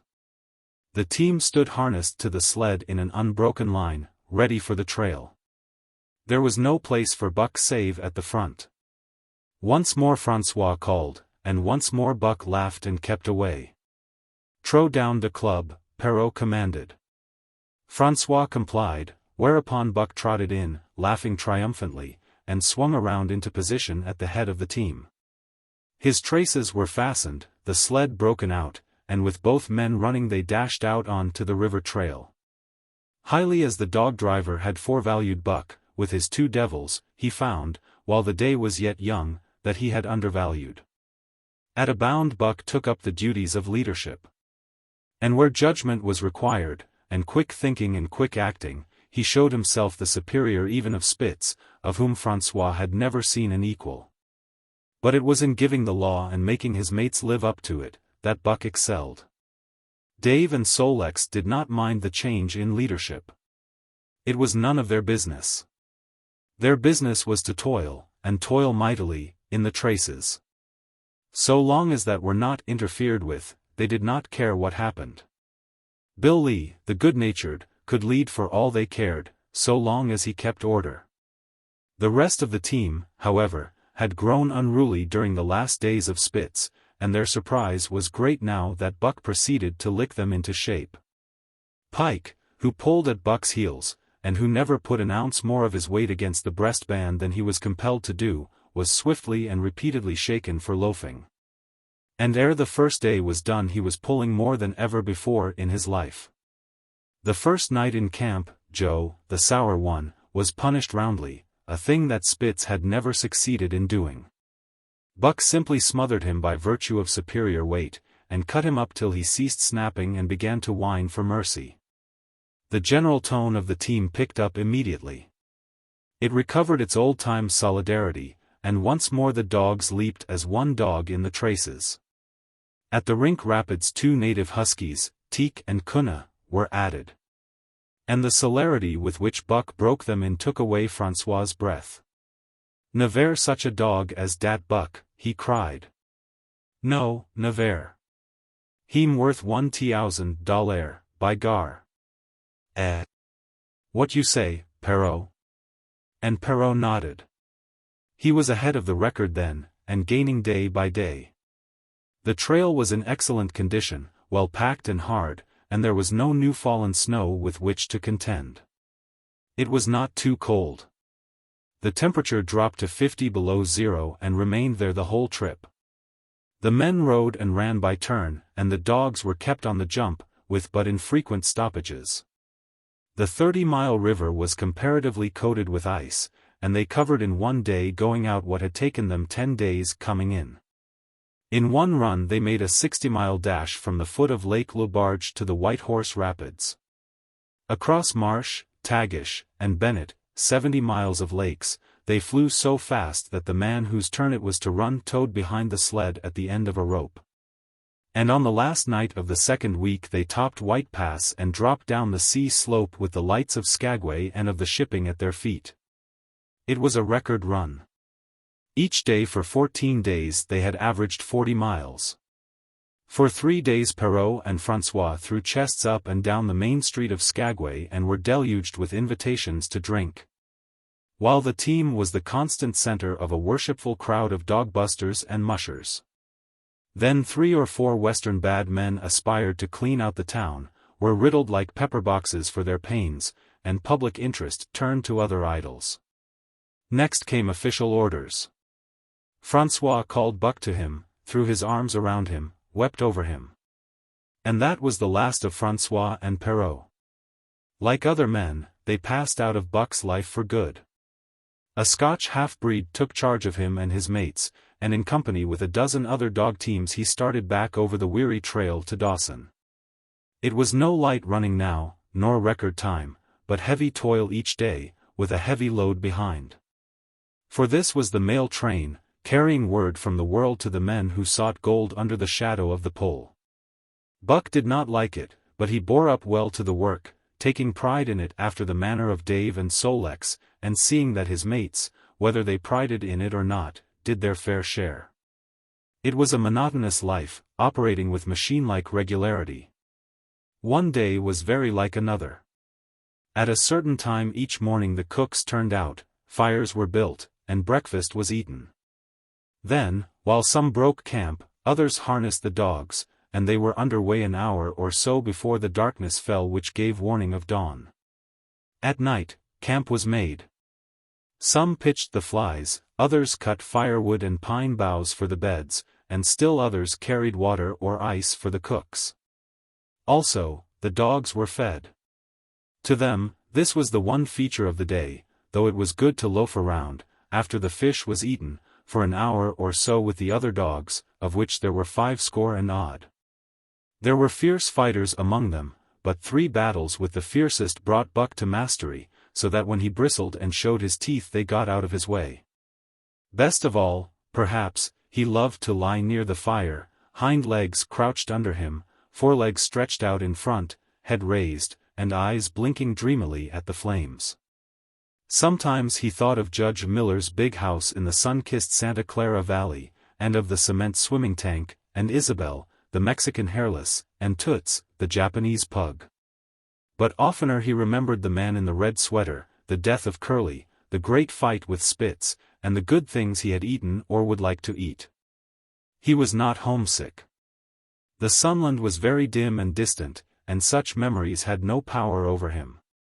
Far more potent were the memories of his heredity that gave things he had never seen before a seeming familiarity. The instincts, which were but the memories of his ancestors become habits, which had lapsed in later days, and still later, in him, quickened and become alive again. Sometimes as he crouched there, blinking dreamily at the flames, it seemed that the flames were of another fire. And that as he crouched by this other fire he saw another and different man from the half-breed cook before him. This other man was shorter of leg and longer of arm, with muscles that were stringy and knotty rather than rounded and swelling. The hair of this man was long and matted, and his head slanted back under it from the eyes. He uttered strange sounds, and seemed very much afraid of the darkness, into which he peered continually, clutching in his hand, which hung midway between knee and foot, a stick with a heavy stone made fast to the end. He was all but naked, a ragged and fire-scorched skin hanging part way down his back, but on his body there was much hair. In some places, across the chest and shoulders and down the outside of the arms and thighs, it was matted into almost a thick fur. He did not stand erect, but with trunk inclined forward from the hips, on legs that bent at the knees.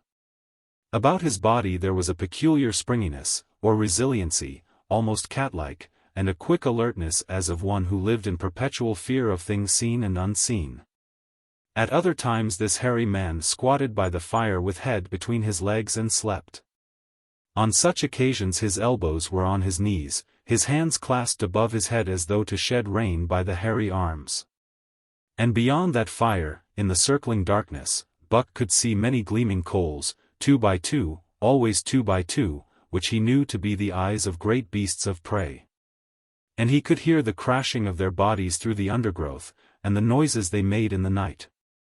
And dreaming there by the Yukon bank, with lazy eyes blinking at the fire. These sounds and sights of another world would make the hair to rise along his back and stand on end across his shoulders and up his neck, till he whimpered low and suppressedly, or growled softly. And the half-breed cook shouted at him, "Hey, you Buck, wake up!" Whereupon the other world would vanish and the real world come into his eyes, and he would get up and yawn and stretch as though he had been asleep. It was a hard trip, with the mail behind them, and the heavy work wore them down. They were short of weight and in poor condition when they made Dawson, and should have had a 10 days or a week's rest at least.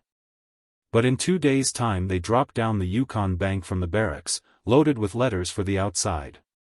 The dogs were tired, the drivers grumbling, and to make matters worse, it snowed every day. This meant a soft trail, greater friction on the runners, and heavier pulling for the dogs. Yet the drivers were fair through it all, and did their best for the animals. Each night the dogs were attended to first.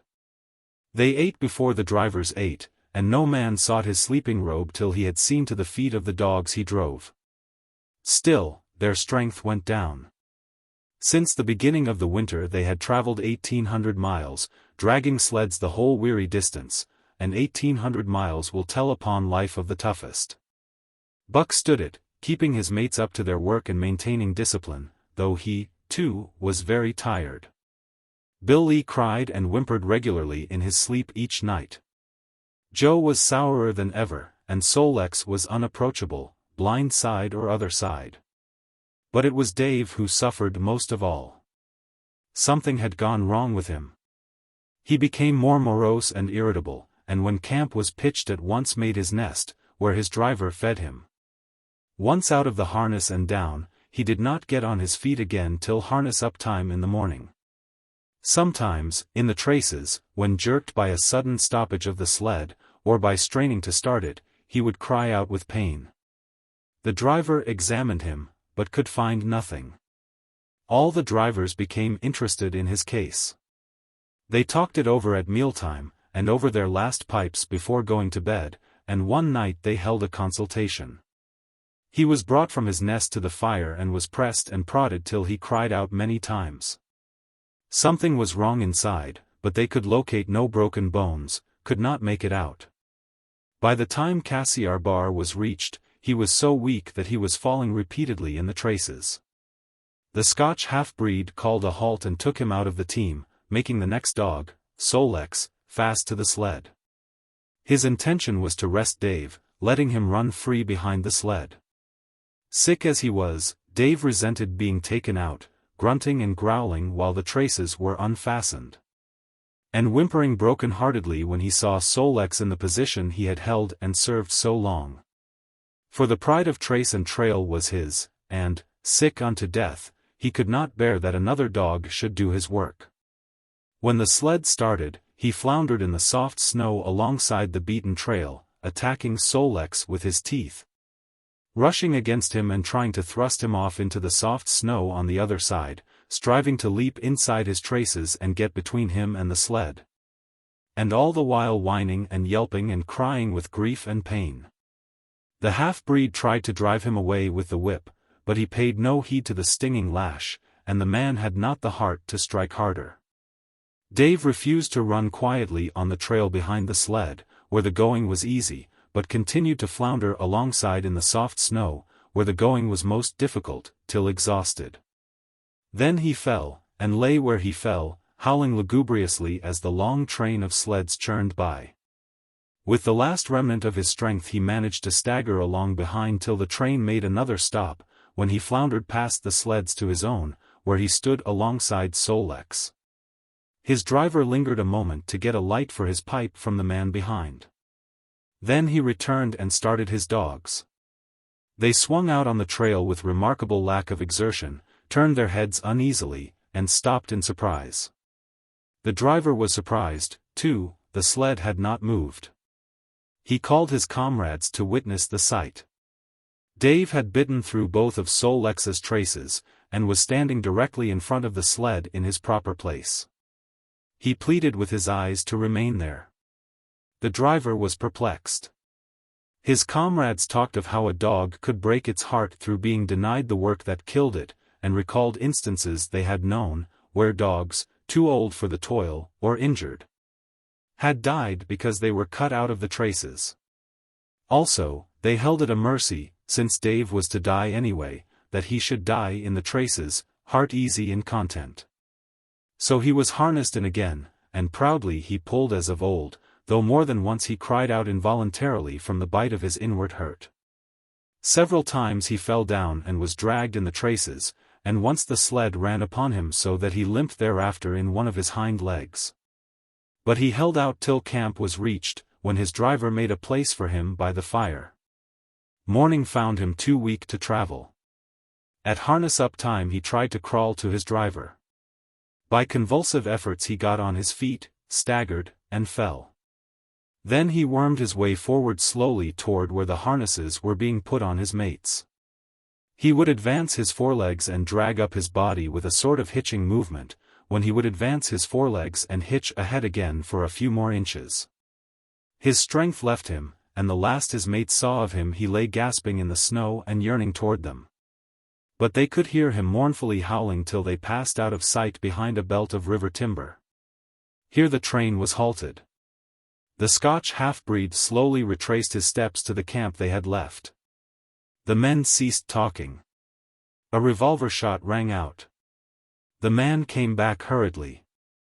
The whips snapped, the bells tinkled merrily, the sleds churned along the trail, but Buck knew, and every dog knew, what had taken place behind the belt of river trees. Chapter 5. The Toil of Trace and Trail. 30 days from the time it left Dawson, the saltwater mail, with Buck and his mates at the fore, arrived at Skagway. They were in a wretched state, worn out and worn down. Buck's 140 pounds had dwindled to 115. The rest of his mates, though lighter dogs, had relatively lost more weight than he. Pike, the malingerer, who, in his lifetime of deceit, had often successfully feigned a hurt leg, was now limping in earnest. Sol-leks was limping, and Dub was suffering from a wrenched shoulder blade. They were all terribly footsore. No spring or rebound was left in them. Their feet fell heavily on the trail, jarring their bodies and doubling the fatigue of a day's travel. There was nothing the matter with them except that they were dead tired. It was not the dead tiredness that comes through brief and excessive effort, from which recovery is a matter of hours. But it was the dead tiredness that comes through the slow and prolonged strength drainage of months of toil.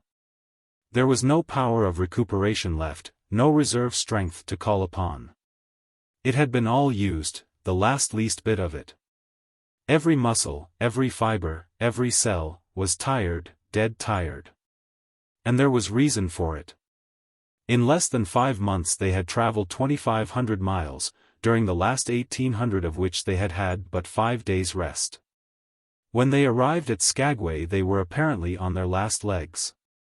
They could barely keep the traces taut, and on the down grades just managed to keep out of the way of the sled. Mush on, poor sore feets, the driver encouraged them as they tottered down the main street of Skagway. Dis is de los. Den we get one long res. for sure. One bully long res. The drivers confidently expected a long stopover. Themselves, they had covered 1,200 miles with 2 days' rest, and in the nature of reason and common justice they deserved an interval of loafing. But so many were the men who had rushed into the Klondike, and so many were the sweethearts, wives, and kin that had not rushed in, that the congested mail was taking on alpine proportions. Also, there were official orders. Fresh batches of Hudson Bay dogs were to take the places of those worthless for the trail. The worthless ones were to be got rid of, and, since dogs count for little against dollars, they were to be sold. 3 days passed, by which time Buck and his mates found how really tired and weak they were. Then, on the morning of the 4th day, 2 men from the States came along and bought them, harness and all, for a song. The men addressed each other as Hal and Charles. Charles was a middle-aged, lightish-colored man, with weak and watery eyes and a mustache that twisted fiercely and vigorously up, giving the lie to the limply drooping lip it concealed. Hal was a youngster of 19 or 20, with a big Colt's revolver and a hunting knife strapped about him on a belt that fairly bristled with cartridges. This belt was the most salient thing about him. It advertised his callousness, a callousness sheer and unutterable. Both men were manifestly out of place, and why such as they should adventure the north is part of the mystery of things that passes understanding. Buck heard the chaffering, saw the money pass between the man and the government agent, and knew that the Scotch half-breed and the mail train drivers were passing out of his life on the heels of Perrault and Francois and the others who had gone before. When driven with his mates to the new owner's camp, Buck saw a slipshod and slovenly affair, tent half-stretched, dishes unwashed, everything in disorder. Also, he saw a woman. Mercedes, the men called her. She was Charles's wife and Hal's sister, a nice family party. Buck watched them apprehensively as they proceeded to take down the tent and load the sled. There was a great deal of effort about their manner, but no businesslike method. The tent was rolled into an awkward bundle 3 times as large as it should have been. The tin dishes were packed away unwashed. Mercedes continually fluttered in the way of her men and kept up an unbroken chattering of remonstrance and advice. When they put a clothes sack on the front of the sled, she suggested it should go on the back. And when they had put it on the back, and covered it over with a couple of other bundles, she discovered overlooked articles which could abide nowhere else but in that very sack. And they unloaded again. 3 men from a neighboring tent came out and looked on, grinning and winking at one another. "You've got a right smart load as it is," said one of them. "And it's not me should tell you your business, but I wouldn't tote that tent along if I was you." "Undreamed of," cried Mercedes, throwing up her hands in dainty dismay. "However in the world could I manage without a tent?" "It's springtime, and you won't get any more cold weather," the man replied. She shook her head decidedly, and Charles and Hal put the last odds and ends on top the mountainous load. "Think it'll ride?" one of the men asked. "Why shouldn't it?" Charles demanded rather shortly. "Oh, that's all right, the man hastened meekly to say. "I was just wonderin', that is all. It seemed a mite top heavy." Charles turned his back and drew the lashings down as well as he could, which was not in the least well. "And of course the dogs can hike along all day with that contraption behind them," affirmed a second of the men. "Certainly," said Hal, with freezing politeness, taking hold of the gee-pole with one hand and swinging his whip from the other. "Mush," he shouted. "Mush on there." The dogs sprang against the breastbands, strained hard for a few moments, then relaxed. They were unable to move the sled. "The lazy brutes, I'll show them," he cried, preparing to lash out at them with the whip. But Mercedes interfered, crying, "Oh, Hal, you mustn't," as she caught hold of the whip and wrenched it from him. "The poor dears. Now you must promise you won't be harsh with them for the rest of the trip, or I won't go a step." "Precious lot you know about dogs," her brother sneered, "and I wish you'd leave me alone. They're lazy, I tell you, and you've got to whip them to get anything out of them. That's their way. You ask anyone. Ask one of those men. Mercedes looked at them imploringly, untold repugnance at sight of pain written in her pretty face. They're weak as water, if you want to know, came the reply from one of the men. Plum tuckered out, that's what's the matter. They need a rest. Rest be blanked, said Hal, with his beardless lips, and Mercedes said, oh, in pain and sorrow at the oath. But she was a clannish creature, and rushed at once to the defense of her brother. Never mind that man, she said pointedly. You're driving our dogs, and you do what you think best with them. Again Hal's whip fell upon the dogs. They threw themselves against the breastbands, dug their feet into the packed snow, got down low to it, and put forth all their strength. The sled held as though it were an anchor. After 2 efforts, they stood still, panting. The whip was whistling savagely, when once more Mercedes interfered. She dropped on her knees before Buck, with tears in her eyes, and put her arms around his neck. You poor dears, she cried sympathetically, why don't you pull hard? Then you wouldn't be whipped. Buck did not like her, but he was feeling too miserable to resist her, taking it as part of the day's miserable work. One of the onlookers, who had been clenching his teeth to suppress hot speech, now spoke up. It's not that I care a whoop what becomes of you, but for the dogs' sakes I just want to tell you. You can help them a mighty lot by breaking out that sled.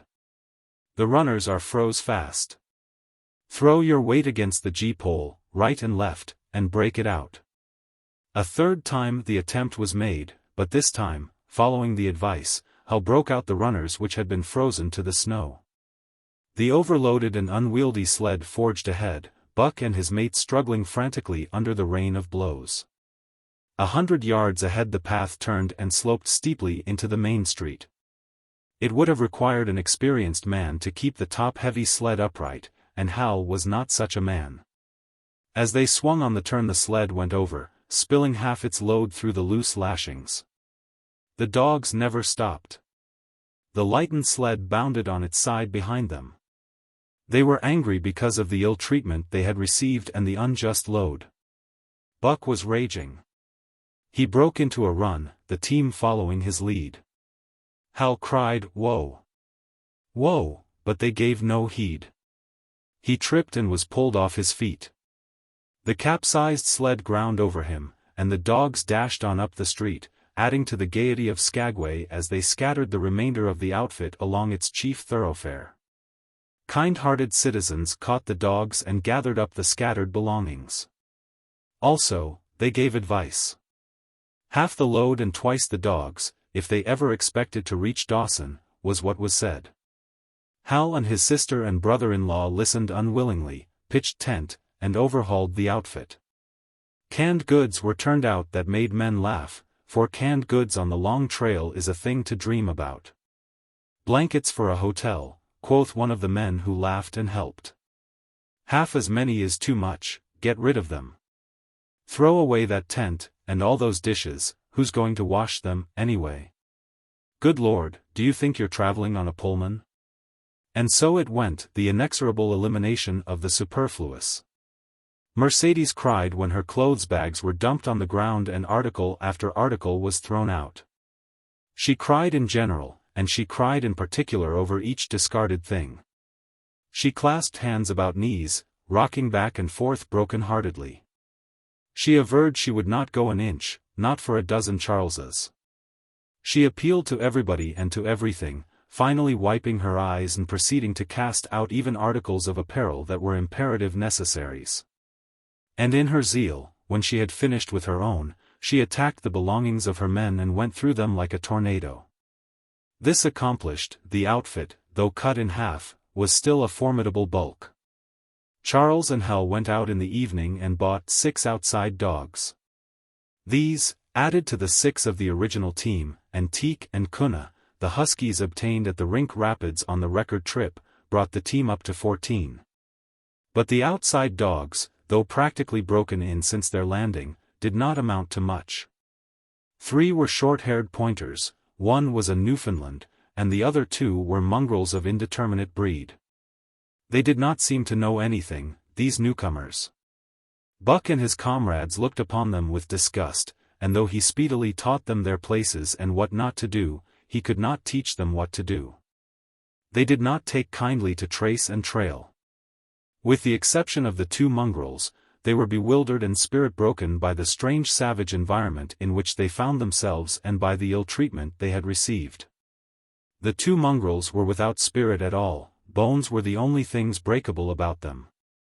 With the newcomers hopeless and forlorn, and the old team worn out by 2,500 miles of continuous trail, the outlook was anything but bright. The two men, however, were quite cheerful. And they were proud, too. They were doing the thing in style, with 14 dogs. They had seen other sleds depart over the pass for Dawson, or come in from Dawson, but never had they seen a sled with so many as 14 dogs. In the nature of Arctic travel there was a reason why 14 dogs should not drag one sled, and that was that one sled could not carry the food for 14 dogs. But Charles and Hal did not know this. They had worked the trip out with a pencil, so much to a dog, so many dogs, so many days, QED. Mercedes looked over their shoulders and nodded comprehensively. It was all so very simple. Late next morning Buck led the long team up the street. There was nothing lively about it, no snap or go in him and his fellows. They were starting dead weary. For times he had covered the distance between Saltwater and Dawson, and the knowledge that, jaded and tired, he was facing the same trail once more, made him bitter. His heart was not in the work, nor was the heart of any dog. The outsides were timid and frightened, the insides without confidence in their masters. Buck felt vaguely that there was no depending upon these two men and the woman. They did not know how to do anything, and as the days went by it became apparent that they could not learn. They were slack in all things, without order or discipline. It took them half the night to pitch a slovenly camp, and half the morning to break that camp and get the sled loaded in fashion so slovenly that for the rest of the day they were occupied in stopping and rearranging the load. Some days they did not make 10 miles. On other days they were unable to get started at all. And on no day did they succeed in making more than half the distance used by the men as a basis in their dog food computation. It was inevitable that they should go short on dog food. But they hastened it by overfeeding, bringing the day nearer when underfeeding would commence. The outside dogs, whose digestions had not been trained by chronic famine to make the most of little, had voracious appetites. And when, in addition to this, the worn-out huskies pulled weakly, Hal decided that the orthodox ration was too small. He doubled it. And to cap it all, when Mercedes, with tears in her pretty eyes and a quaver in her throat, could not cajole him into giving the dogs still more, she stole from the fish sacks and fed them slyly. But it was not food that Buck and the huskies needed, but rest. And though they were making poor time, the heavy load they dragged sapped their strength severely. Then came the underfeeding. Hal awoke one day to the fact that his dog food was half gone and the distance only quarter covered, further, that for love or money no additional dog food was to be obtained. So he cut down even the orthodox ration and tried to increase the day's travel. His sister and brother-in-law seconded him, but they were frustrated by their heavy outfit and their own incompetence. It was a simple matter to give the dogs less food. But it was impossible to make the dogs travel faster, while their own inability to get underway earlier in the morning prevented them from traveling longer hours. Not only did they not know how to work dogs, but they did not know how to work themselves. The first to go was Dub. Poor blundering thief that he was, always getting caught and punished, he had none the less been a faithful worker. His wrenched shoulder blade, untreated and unrest, went from bad to worse, till finally Hal shot him with the big Colt's revolver. It is a saying of the country that an outside dog starves to death on the ration of the husky, so the 6 outside dogs under Buck could do no less than die on half the ration of the husky. The Newfoundland went first, followed by the 3 short-haired pointers, the 2 mongrels hanging more grittily on to life, but going in the end. By this time all the amenities and gentlenesses of the Southland had fallen away from the 3 people. Shorn of its glamour and romance, Arctic travel became to them a reality too harsh for their manhood and womanhood. Mercedes ceased weeping over the dogs, being too occupied with weeping over herself and with quarreling with her husband and brother. To quarrel was the one thing they were never too weary to do. Their irritability arose out of their misery, increased with it, doubled upon it, outdistanced it. The wonderful patience of the trail which comes to men who toil hard and suffer sore, and remain sweet of speech and kindly, did not come to these two men and the woman. They had no inkling of such a patience. They were stiff and in pain, their muscles ached, their bones ached, their very hearts ached. And because of this they became sharp of speech, and hard words were first on their lips in the morning and last at night. Charles and Hal wrangled whenever Mercedes gave them a chance. It was the cherished belief of each that he did more than his share of the work, and neither forbore to speak this belief at every opportunity. Sometimes Mercedes sided with her husband, sometimes with her brother. The result was a beautiful and unending family quarrel. Starting from a dispute as to which should chop a few sticks for the fire, a dispute which concerned only Charles and Hal, presently would be lugged in the rest of the family, fathers, mothers, uncles, cousins, people thousands of miles away, and some of them dead. That Hal's views on art, or the sort of society plays his mother's brother wrote, should have anything to do with the chopping of a few sticks of firewood, passes comprehension.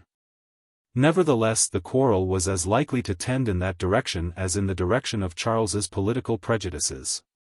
And that Charles's sister's tale-bearing tongue should be relevant to the building of a Yukon fire, was apparent only to Mercedes, who disburdened herself of copious opinions upon that topic.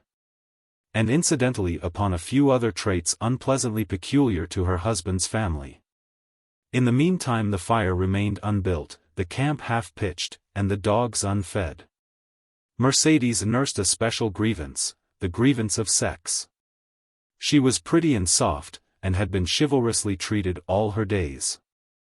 But the present treatment by her husband and brother was everything save chivalrous. It was her custom to be helpless. They complained. Upon which impeachment of what to her was her most essential sex prerogative, she made their lives unendurable. She no longer considered the dogs, and because she was sore and tired, she persisted in riding on the sled. She was pretty and soft, but she weighed 120 pounds, a lusty last straw to the load dragged by the weak and starving animals. She rode for days, till they fell in the traces and the sled stood still. Charles and Hal begged her to get off and walk, pleaded with her, entreated, the while she wept and importuned heaven with a recital of their brutality. On one occasion they took her off the sled by main strength. They never did it again. She let her legs go limp like a spoiled child, and sat down on the trail. They went on their way, but she did not move. After they had traveled 3 miles they unloaded the sled, came back for her, and by main strength put her on the sled again. In the excess of their own misery they were callous to the suffering of their animals. Hal's theory, which he practiced on others, was that one must get hardened. He had started out preaching it to his sister and brother-in-law. Failing there, he hammered it into the dogs with a club. At the 5 fingers the dog food gave out. And a toothless old squaw offered to trade them a few pounds of frozen horsehide for the Colt's revolver that kept the big hunting knife company at Hal's hip. A poor substitute for food was this hide, just as it had been stripped from the starved horses of the cattlemen 6 months back. In its frozen state it was more like strips of galvanized iron, and when a dog wrestled it into his stomach it thawed into thin and innutritious leathery strings and into a mass of short hair. Irritating and indigestible. And through it all Buck staggered along at the head of the team as in a nightmare. He pulled when he could. When he could no longer pull, he fell down and remained down till blows from whip or club drove him to his feet again. All the stiffness and gloss had gone out of his beautiful furry coat. The hair hung down, limp and draggled, or matted with dried blood where Hal's club had bruised him. His muscles had wasted away to knotty strings, and the flesh pads had disappeared. So that each rib and every bone in his frame were outlined cleanly through the loose hide that was wrinkled in folds of emptiness. It was heartbreaking, only Buck's heart was unbreakable. The man in the red sweater had proved that. As it was with Buck, so was it with his mates. They were perambulating skeletons. There were 7 altogether, including him. In their very great misery they had become insensible to the bite of the lash or the bruise of the club. The pain of the beating was dull and distant, just as the things their eyes saw and their ears heard seemed dull and distant. They were not half living, or quarter living. They were simply so many bags of bones in which sparks of life fluttered faintly. When a halt was made, they dropped down in the traces like dead dogs, and the spark dimmed and paled and seemed to go out. And when the club or whip fell upon them, the spark fluttered feebly up, and they tottered to their feet and staggered on. There came a day when Bill Lee, the good-natured, fell and could not rise. Hal had traded off his revolver, so he took the axe and knocked Bill Lee on the head as he lay in the traces, then cut the carcass out of the harness and dragged it to one side. Buck saw, and his mates saw, and they knew that this thing was very close to them. On the next day Kuna went, and but 5 of them remained, Joe, too far gone to be malignant. Pike, crippled and limping, only half conscious and not conscious enough longer to malinger. Sol-Leks, the one-eyed, still faithful to the toil of trace and trail, and mournful in that he had so little strength with which to pull. Teek, who had not traveled so far that winter and who was now beaten more than the others because he was fresher. And Buck, still at the head of the team, but no longer enforcing discipline or striving to enforce it. Blind with weakness half the time and keeping the trail by the loom of it and by the dim feel of his feet. It was beautiful spring weather, but neither dogs nor humans were aware of it. Each day the sun rose earlier and set later. It was dawn by 3 in the morning, and twilight lingered till 9 at night. The whole long day was a blaze of sunshine. The ghostly winter silence had given way to the great spring murmur of awakening life. This murmur arose from all the land, fraught with the joy of living. It came from the things that lived and moved again, things which had been as dead and which had not moved during the long months of frost. The sap was rising in the pines. The willows and aspens were bursting out in young buds. Shrubs and vines were putting on fresh garbs of green. Crickets sang in the nights, and in the days all manner of creeping, crawling things rustled forth into the sun. Partridges and woodpeckers were booming and knocking in the forest. Squirrels were chattering, birds singing, and overhead honked the wildfowl driving up from the south in cunning wedges that split the air. From every hill slope came the trickle of running water, the music of unseen fountains. All things were thawing, bending, snapping. The Yukon was straining to break loose the ice that bound it down. It ate away from beneath, the sun ate from above.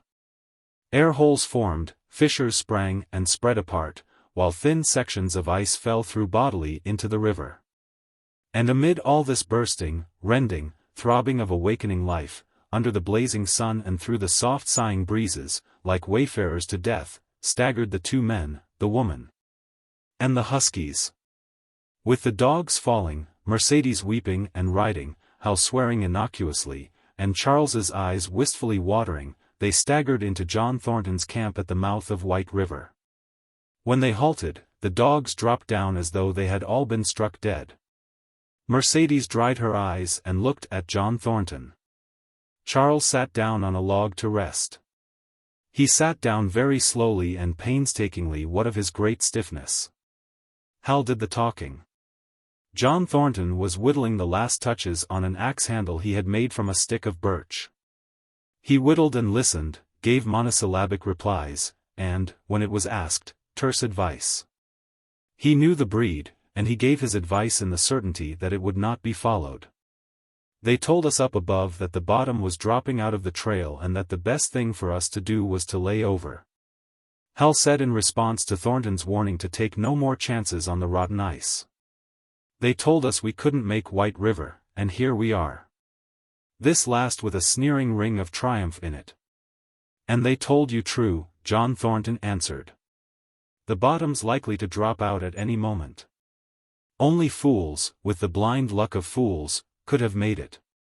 I tell you straight, I wouldn't risk my carcass on that ice for all the gold in Alaska. That's because you're not a fool, I suppose, said Hal. All the same, we'll go on to Dawson. He uncoiled his whip. Get up there, Buck. Hi. Get up there. Mush on. Thornton went on whittling. It was idle, he knew, to get between a fool and his folly, while 2 or 3 fools more or less would not alter the scheme of things. But the team did not get up at the command. It had long since passed into the stage where blows were required to rouse it. The whip flashed out, here and there, on its merciless errands. John Thornton compressed his lips. Sol-leks was the first to crawl to his feet. Teek followed. Joe came next, yelping with pain. Pike made painful efforts. Twice he fell over, when half up, and on the third attempt managed to rise. Buck made no effort. He lay quietly where he had fallen. The lash bit into him again and again, but he neither whined nor struggled. Several times Thornton started, as though to speak, but changed his mind. A moisture came into his eyes, and, as the whipping continued, he arose and walked irresolutely up and down. This was the first time Buck had failed, in itself a sufficient reason to drive Hal into a rage. He exchanged the whip for the customary club. Buck refused to move under the rain of heavier blows which now fell upon him. Like his mates, he was barely able to get up, but, unlike them, he had made up his mind not to get up. He had a vague feeling of impending doom.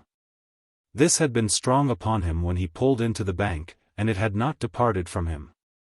What of the thin and rotten ice he had felt under his feet all day, it seemed that he sensed disaster close at hand, out there ahead on the ice where his master was trying to drive him. He refused to stir. So greatly had he suffered, and so far gone was he, that the blows did not hurt much. And as they continued to fall upon him, the spark of life within flickered and went down. It was nearly out. He felt strangely numb. As though from a great distance, he was aware that he was being beaten. The last sensations of pain left him. He no longer felt anything, though very faintly he could hear the impact of the club upon his body. But it was no longer his body, it seemed so far away. And then, suddenly, without warning, uttering a cry that was inarticulate and more like the cry of an animal, John Thornton sprang upon the man who wielded the club. Hal was hurled backward, as though struck by a falling tree. Mercedes screamed. Charles looked on wistfully, wiped his watery eyes, but did not get up because of his stiffness. John Thornton stood over Buck, struggling to control himself, too convulsed with rage to speak. "If you strike that dog again, I'll kill you," he at last managed to say in a choking voice.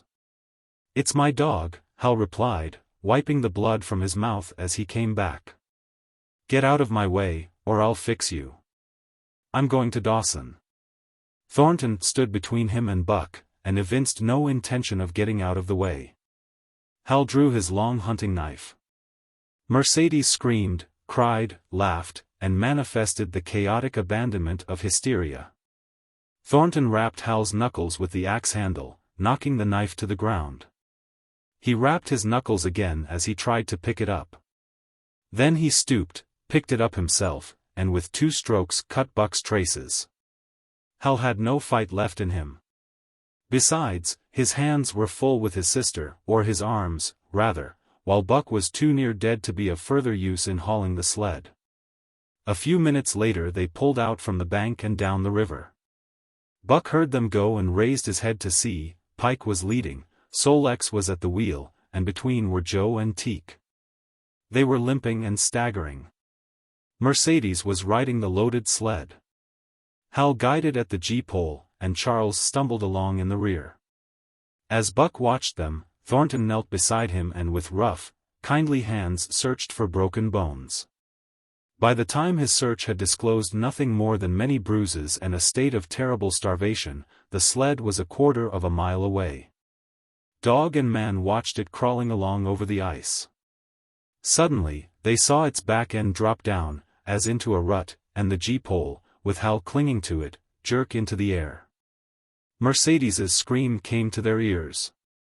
They saw Charles turn and make one step to run back, and then a whole section of ice give way and dogs and humans disappear. A yawning hole was all that was to be seen. The bottom had dropped out of the trail. John Thornton and Buck looked at each other. "You poor devil," said John Thornton, and Buck licked his hand. Chapter 6. For the Love of a Man. When John Thornton froze his feet in the previous December, his partners had made him comfortable and left him to get well, going on themselves up the river to get out a raft of saw logs for Dawson. He was still limping slightly at the time he rescued Buck, but with the continued warm weather even the slight limp left him. And here, lying by the river bank through the long spring days, watching the running water, listening lazily to the songs of birds and the hum of nature, Buck slowly won back his strength. A rest comes very good after one has traveled 3,000 miles, and it must be confessed that Buck waxed lazy as his wounds healed, his muscles swelled out, and the flesh came back to cover his bones. For that matter, they were all loafing, Buck, John Thornton, and Skeet and Nig, waiting for the raft to come that was to carry them down to Dawson. Skeet was a little Irish setter who early made friends with Buck, who, in a dying condition, was unable to resent her first advances. She had the doctor trait which some dogs possess. And as a mother cat washes her kittens, so she washed and cleansed Buck's wounds. Regularly, each morning after he had finished his breakfast, she performed her self-appointed task, till he came to look for her ministrations as much as he did for Thornton's. Nig, equally friendly, though less demonstrative, was a huge black dog, half bloodhound and half deerhound, with eyes that laughed and a boundless good nature. To Buck's surprise, these dogs manifested no jealousy toward him. They seemed to share the kindliness and largeness of John Thornton. As Buck grew stronger, they enticed him into all sorts of ridiculous games, in which Thornton himself could not forbear to join. And in this fashion Buck romped through his convalescence and into a new existence. Love, genuine passionate love, was his for the first time. This he had never experienced at Judge Miller's down in the sun-kissed Santa Clara Valley. With the judge's sons, hunting and tramping, it had been a working partnership. With the judge's grandsons, a sort of pompous guardianship, and with the judge himself, a stately and dignified friendship. But love that was feverish and burning, that was adoration, that was madness, it had taken John Thornton to arouse. This man had saved his life, which was something. But, further, he was the ideal master. Other men saw to the welfare of their dogs from a sense of duty and business expediency. He saw to the welfare of his as if they were his own children, because he could not help it. And he saw further. He never forgot a kindly greeting or a cheering word, and to sit down for a long talk with them, gas, he called it, was as much his delight as theirs. He had a way of taking Buck's head roughly between his hands, and resting his own head upon Buck's, of shaking him back and forth, the while calling him ill names that to Buck were love names. Buck knew no greater joy than that rough embrace and the sound of murmured oaths, and at each jerk back and forth it seemed that his heart would be shaken out of his body, so great was its ecstasy. And when, released, he sprang to his feet, his mouth laughing, his eyes eloquent, his throat vibrant with unuttered sound, and in that fashion remained without movement, John Thornton would reverently exclaim, "God! You can all but speak." Buck had a trick of love expression that was akin to hurt. He would often seize Thornton's hand in his mouth and close so fiercely that the flesh bore the impress of his teeth for some time afterward. And as Buck understood the oaths to be love words, so the man understood this feigned bite for a caress. For the most part, however, Buck's love was expressed in adoration. While he went wild with happiness when Thornton touched him or spoke to him, he did not seek these tokens. Unlike Skeet, who was wont to shove her nose under Thornton's hand and nudge till petted, or Nig, who would stalk up and rest his great head on Thornton's knee, Buck was content to adore at a distance. He would lie by the hour, eager, alert, at Thornton's feet, looking up into his face, dwelling upon it, studying it, following with keenest interest each fleeting expression. Every movement or change of feature. Or, as chance might have it, he would lie farther away, to the side or rear, watching the outlines of the man and the occasional movements of his body. And often, such was the communion in which they lived, the strength of Buck's gaze would draw John Thornton's head around, and he would return the gaze, without speech. His heart shining out of his eyes as Buck's heart shone out. For a long time after his rescue, Buck did not like Thornton to get out of his sight. From the moment he left the tent to when he entered it again, Buck would follow at his heels. His transient masters since he had come into the Northland had bred in him a fear that no master could be permanent. He was afraid that Thornton would pass out of his life as Perrault and Francois and the Scotch half-breed had passed out. Even in the night, in his dreams, he was haunted by this fear. At such times he would shake off sleep and creep through the chill to the flap of the tent, where he would stand and listen to the sound of his master's breathing. But in spite of this great love he bore John Thornton, which seemed to bespeak the soft civilizing influence, the strain of the primitive, which the Northland had aroused in him, remained alive and active. Faithfulness and devotion, things born of fire and roof, were his, yet he retained his wildness and wheeliness. He was a thing of the wild, come in from the wild to sit by John Thornton's fire, rather than a dog of the soft Southland stamped with the marks of generations of civilization. Because of his very great love, he could not steal from this man, but from any other man, in any other camp, he did not hesitate an instant. While the cunning with which he stole enabled him to escape detection. His face and body were scored by the teeth of many dogs, and he fought as fiercely as ever and more shrewdly. Skeet and Nig were too good-natured for quarreling, besides, they belonged to John Thornton. But the strange dog, no matter what the breed or valor, swiftly acknowledged Buck's supremacy or found himself struggling for life with a terrible antagonist. And Buck was merciless. He had learned well the law of club and Fang, and he never forewent an advantage or drew back from a foe he had started on the way to death. He had lessoned from Spitz, and from the chief fighting dogs of the police and mail, and knew there was no middle course. He must master or be mastered, while to show mercy was a weakness. Mercy did not exist in the primordial life. It was misunderstood for fear, and such misunderstandings made for death. Kill or be killed, eat or be eaten, was the law. And this mandate, down out of the depths of time, he obeyed. He was older than the days he had seen and the breaths he had drawn. He linked the past with the present, and the eternity behind him throbbed through him in a mighty rhythm to which he swayed as the tides and seasons swayed. He sat by John Thornton's fire, a broad-breasted dog, white-fanged and long-furred. But behind him were the shades of all manner of dogs, half-wolves and wild wolves, urgent and prompting, tasting the savor of the meat he ate, thirsting for the water he drank. Scenting the wind with him, listening with him and telling him the sounds made by the wild life in the forest, dictating his moods, directing his actions. Lying down to sleep with him when he lay down, and dreaming with him and beyond him and becoming themselves the stuff of his dreams. So peremptorily did these shades beckon him, that each day mankind and the claims of mankind slipped farther from him. Deep in the forest a call was sounding, and as often as he heard this call, mysteriously thrilling and luring, he felt compelled to turn his back upon the fire and the beaten earth around it. And to plunge into the forest, and on, he knew not where or why.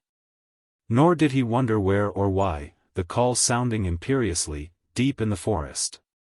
But as often as he gained the soft unbroken earth and the green shade, the love for John Thornton drew him back to the fire again. Thornton alone held him. The rest of mankind was as nothing. Chance travelers might praise or pet him, but he was cold under it all, and from a too demonstrative man he would get up and walk away. When Thornton's partners, Hans and Pete, arrived on the long-expected raft, Buck refused to notice them till he learned they were close to Thornton. After that he tolerated them in a passive sort of way, accepting favors from them as though he favored them by accepting. They were of the same large type as Thornton, living close to the earth, thinking simply and seeing clearly. And ere they swung the raft into the big eddy by the sawmill at Dawson, they understood Buck and his ways, and did not insist upon an intimacy such as obtained with Skeet and Nig. For Thornton, however, his love seemed to grow and grow. He, alone among men, could put a pack upon Buck's back in the summer traveling. Nothing was too great for Buck to do, when Thornton commanded. One day, they had grub-staked themselves from the proceeds of the raft and left Dawson for the headwaters of the Tanana. The men and dogs were sitting on the crest of a cliff which fell away straight down, to naked bedrock 300 feet below. John Thornton was sitting near the edge, Buck at his shoulder. A thoughtless whim seized Thornton, and he drew the attention of Hans and Pete to the experiment he had in mind. "Jump, Buck!" he commanded, sweeping his arm out and over the chasm. The next instant he was grappling with Buck on the extreme edge, while Hans and Pete were dragging them back into safety. "It's uncanny," Pete said, after it was over and they had caught their speech. Thornton shook his head. "No, it is splendid, and it is terrible, too. Do you know, it sometimes makes me afraid. I'm not hankering to be the man that lays hands on you while he's around," Pete announced conclusively, nodding his head toward Buck. "Py Jingo," was Hans's contribution. "Not mineself either." It was at Circle City, ere the year was out, that Pete's apprehensions were realized. Black Burton, a man evil-tempered and malicious, had been picking a quarrel with a tenderfoot at the bar, when Thornton stepped good-naturedly between. Buck, as was his custom, was lying in a corner, head on paws, watching his master's every action. Burton struck out, without warning, straight from the shoulder. Thornton was sent spinning, and saved himself from falling only by clutching the rail of the bar. Those who were looking on heard what was neither bark nor yelp, but a something which is best described as a roar. And they saw Buck's body rise up in the air as he left the floor for Burton's throat. The man saved his life by instinctively throwing out his arm, but was hurled backward to the floor with Buck on top of him. Buck loosed his teeth from the flesh of the arm and drove in again for the throat. This time the man succeeded only in partly blocking, and his throat was torn open. Then the crowd was upon Buck, and he was driven off. But while a surgeon checked the bleeding, he prowled up and down, growling furiously, attempting to rush in, and being forced back by an array of hostile clubs. A miners' meeting, called on the spot, decided that the dog had sufficient provocation, and Buck was discharged. But his reputation was made, and from that day his name spread through every camp in Alaska. Later on, in the fall of the year, he saved John Thornton's life in quite another fashion. The three partners were lining a long and narrow poling boat down a bad stretch of rapids on the 40-mile creek. Hans and Pete moved along the bank, snubbing with a thin manila rope from tree to tree, while Thornton remained in the boat, helping its descent by means of a pole, and shouting directions to the shore. Buck, on the bank, worried and anxious, kept abreast of the boat, his eyes never off his master. At a particularly bad spot, where a ledge of barely submerged rocks jutted out into the river, Hans cast off the rope, and, while Thornton pulled the boat out into the stream, ran down the bank with the end in his hand to snub the boat when it had cleared the ledge. This it did, and was flying downstream in a current as swift as a mill race, when Hans checked it with the rope and checked too suddenly. The boat flirted over and snubbed into the bank bottom up, while Thornton, flung sheer out of it, was carried downstream toward the worst part of the rapids. A stretch of wild water in which no swimmer could live. Buck had sprung in on the instant, and at the end of 300 yards, amid a mad swirl of water, he overhauled Thornton. When he felt him grasp his tail, Buck headed for the bank, swimming with all his splendid strength. But the progress shoreward was slow, the progress downstream amazingly rapid. From below came the fatal roaring ere the wild current went wilder and was rent in shreds and spray by the rocks which thrust through like the teeth of an enormous comb. The suck of the water as it took the beginning of the last steep pitch was frightful, and Thornton knew that the shore was impossible. He scraped furiously over a rock, bruised across a second, and struck a third with crushing force. He clutched its slippery top with both hands, releasing Buck, and above the roar of the churning water shouted, "Go, Buck! Go!" Buck could not hold his own, and swept on downstream, struggling desperately, but unable to win back. When he heard Thornton's command repeated, he partly reared out of the water, throwing his head high, as though for a last look, then turned obediently toward the bank. He swam powerfully and was dragged ashore by Pete and Hans at the very point where swimming ceased to be possible and destruction began. They knew that the time a man could cling to a slippery rock in the face of that driving current was a matter of minutes. And they ran as fast as they could up the bank to a point far above where Thornton was hanging on. They attached the line with which they had been snubbing the boat to Buck's neck and shoulders, being careful that it should neither strangle him nor impede his swimming, and launched him into the stream. He struck out boldly, but not straight enough into the stream. He discovered the mistake too late, when Thornton was abreast of him and a bare half-dozen strokes away while he was being carried helplessly past. Hans promptly snubbed with the rope, as though Buck were a boat. The rope thus tightening on him in the sweep of the current, he was jerked under the surface, and under the surface he remained till his body struck against the bank and he was hauled out. He was half drowned, and Hans and Pete threw themselves upon him, pounding the breath into him and the water out of him. He staggered to his feet and fell down. The faint sound of Thornton's voice came to them, and though they could not make out the words of it, they knew that he was in his extremity. His master's voice acted on Buck like an electric shock. He sprang to his feet and ran up the bank ahead of the men to the point of his previous departure. Again the rope was attached and he was launched, and again he struck out, but this time straight into the stream. He had miscalculated once, but he would not be guilty of it a second time. Hans paid out the rope, permitting no slack, while Pete kept it clear of coils. Buck held on till he was on a line straight above Thornton. Then he turned, and with the speed of an express train headed down upon him. Thornton saw him coming, and, as Buck struck him like a battering ram, with the whole force of the current behind him, he reached up and closed with both arms around the shaggy neck. Hans snubbed the rope around the tree, and Buck and Thornton were jerked under the water. Strangling, suffocating, sometimes one uppermost and sometimes the other, dragging over the jagged bottom, smashing against rocks and snags, they veered into the bank. Thornton came to, belly downward and being violently propelled back and forth across a drift log by Hans and Pete. His first glance was for Buck, over whose limp and apparently lifeless body Nig was setting up a howl, while Skeet was licking the wet face and closed eyes. Thornton was himself bruised and battered, and he went carefully over Buck's body, when he had been brought around, finding 3 broken ribs. "That settles it," he announced. "We camp right here." And camp they did, till Buck's ribs knitted and he was able to travel. That winter, at Dawson, Buck performed another exploit, not so heroic, perhaps, but one that put his name many notches higher on the totem pole of Alaskan fame. This exploit was particularly gratifying to the 3 men.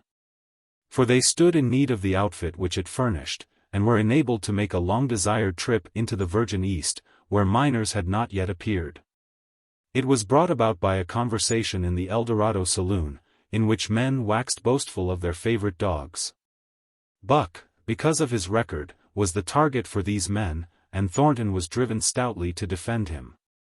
At the end of half an hour one man stated that his dog could start a sled with 500 pounds and walk off with it, a second bragged 600 for his dog, and a third, 700.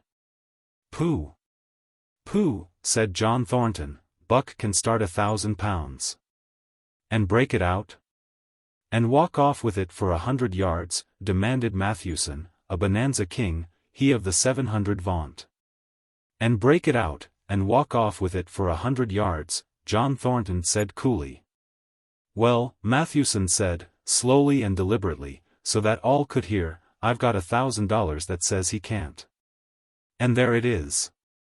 So saying, he slammed a sack of gold dust of the size of a bologna sausage down upon the bar. Nobody spoke. Thornton's bluff, if bluff it was, had been called. He could feel a flush of warm blood creeping up his face. His tongue had tricked him. He did not know whether Buck could start 1,000 pounds. Half a ton. The enormousness of it appalled him. He had great faith in Buck's strength and had often thought him capable of starting such a load. But never, as now, had he faced the possibility of it, the eyes of a dozen men fixed upon him, silent and waiting. Further, he had no $1,000, nor had Hans or Pete. "I've got a sled standing outside now, with 20 50-pound sacks of flour on it," Mathewson went on with brutal directness, "so don't let that hinder you." Thornton did not reply. He did not know what to say. He glanced from face to face in the absent way of a man who has lost the power of thought and is seeking somewhere to find the thing that will start it going again. The face of Jim O'Brien, a Mastodon king and old-time comrade, caught his eyes. It was as a cue to him, seeming to rouse him to do what he would never have dreamed of doing. "Can you lend me 1,000?" he asked, almost in a whisper. "Sure," answered O'Brien, thumping down a plethoric sack by the side of Mathewson's. "Though it's little faith I'm having, John, that the beast can do the trick." The Eldorado emptied its occupants into the street to see the test. The tables were deserted, and the dealers and gamekeepers came forth to see the outcome of the wager and to lay odds. Several hundred men, furred and mittened, banked around the sled within easy distance. Mathewson's sled, loaded with 1,000 pounds of flour, had been standing for a couple of hours. And in the intense cold, it was 60 below zero, the runners had frozen fast to the hard-packed snow. Men offered odds of 2 to 1 that Buck could not budge the sled. A quibble arose concerning the phrase, "break out." O'Brien contended it was Thornton's privilege to knock the runners loose, leaving Buck to "break it out" from a dead standstill. Mathewson insisted that the phrase included breaking the runners from the frozen grip of the snow. A majority of the men who had witnessed the making of the bet decided in his favor, whereat the odds went up to 3 to 1 against Buck. There were no takers. Not a man believed him capable of the feat. Thornton had been hurried into the wager, heavy with doubt. And now that he looked at the sled itself, the concrete fact, with the regular team of 10 dogs curled up in the snow before it, the more impossible the task appeared. Mathewson waxed jubilant. 3 to 1, he proclaimed. "I'll lay you another 1,000 at that figure, Thornton. What d'ye say?" Thornton's doubt was strong in his face, but his fighting spirit was aroused, the fighting spirit that soars above odds, fails to recognize the impossible, and is deaf to all save the clamor for battle. He called Hans and Pete to him. Their sacks were slim, and with his own the 3 partners could rake together only $200. In the ebb of their fortunes, this sum was their total capital, yet they laid it unhesitatingly against Mathewson's 600. The team of 10 dogs was unhitched, and Buck, with his own harness, was put into the sled. He had caught the contagion of the excitement, and he felt that in some way he must do a great thing for John Thornton. Murmurs of admiration at his splendid appearance went up. He was in perfect condition, without an ounce of superfluous flesh, and the 150 pounds that he weighed were so many pounds of grit and virility. His furry coat shone with the sheen of silk. Down the neck and across the shoulders, his mane, in repose as it was, half bristled and seemed to lift with every movement, as though excess of vigor made each particular hair alive and active. The great breast and heavy forelegs were no more than in proportion with the rest of the body, where the muscles showed in tight rolls underneath the skin. Men felt these muscles and proclaimed them hard as iron, and the odds went down to 2 to 1. "Gad, sir! Gad, sir," stuttered a member of the latest dynasty, a king of the Skookum benches. "I offer you 800 for him, sir, before the test, sir, 800 just as he stands." Thornton shook his head and stepped to Buck's side. "You must stand off from him," Mathewson protested. "Free play and plenty of room."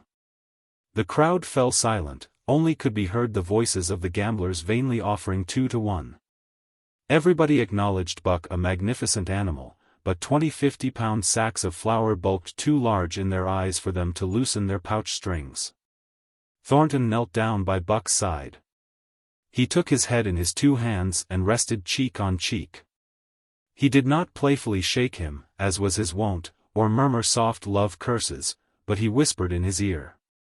"As you love me, Buck. As you love me," was what he whispered. Buck whined with suppressed eagerness. The crowd was watching curiously. The affair was growing mysterious. It seemed like a conjuration. As Thornton got to his feet, Buck seized his mittened hand between his jaws, pressing in with his teeth and releasing slowly, half reluctantly. It was the answer, in terms, not of speech, but of love. Thornton stepped well back. "Now, Buck," he said. Buck tightened the traces, then slacked them for a matter of several inches. It was the way he had learned. "Gee!" Thornton's voice rang out, sharp in the tense silence. Buck swung to the right, ending the movement in a plunge that took up the slack and with a sudden jerk arrested his 150 pounds. The load quivered, and from under the runners arose a crisp crackling. "Haw!" Thornton commanded. Buck duplicated the maneuver, this time to the left. The crackling turned into a snapping, the sled pivoting and the runners slipping and grating several inches to the side. The sled was broken out. Men were holding their breaths, intensely unconscious of the fact. "Now, mush!" Thornton's command cracked out like a pistol shot. Buck threw himself forward, tightening the traces with a jarring lunge. His whole body was gathered compactly together in the tremendous effort, the muscles writhing and knotting like live things under the silky fur. His great chest was low to the ground, his head forward and down, while his feet were flying like mad, the claws scarring the hard-packed snow in parallel grooves. The sled swayed and trembled, half-started forward. One of his feet slipped, and one man groaned aloud. Then the sled lurched ahead in what appeared a rapid succession of jerks. Though it never really came to a dead stop again, half an inch, 2 inches. The jerks perceptibly diminished. As the sled gained momentum, he caught them up, till it was moving steadily along.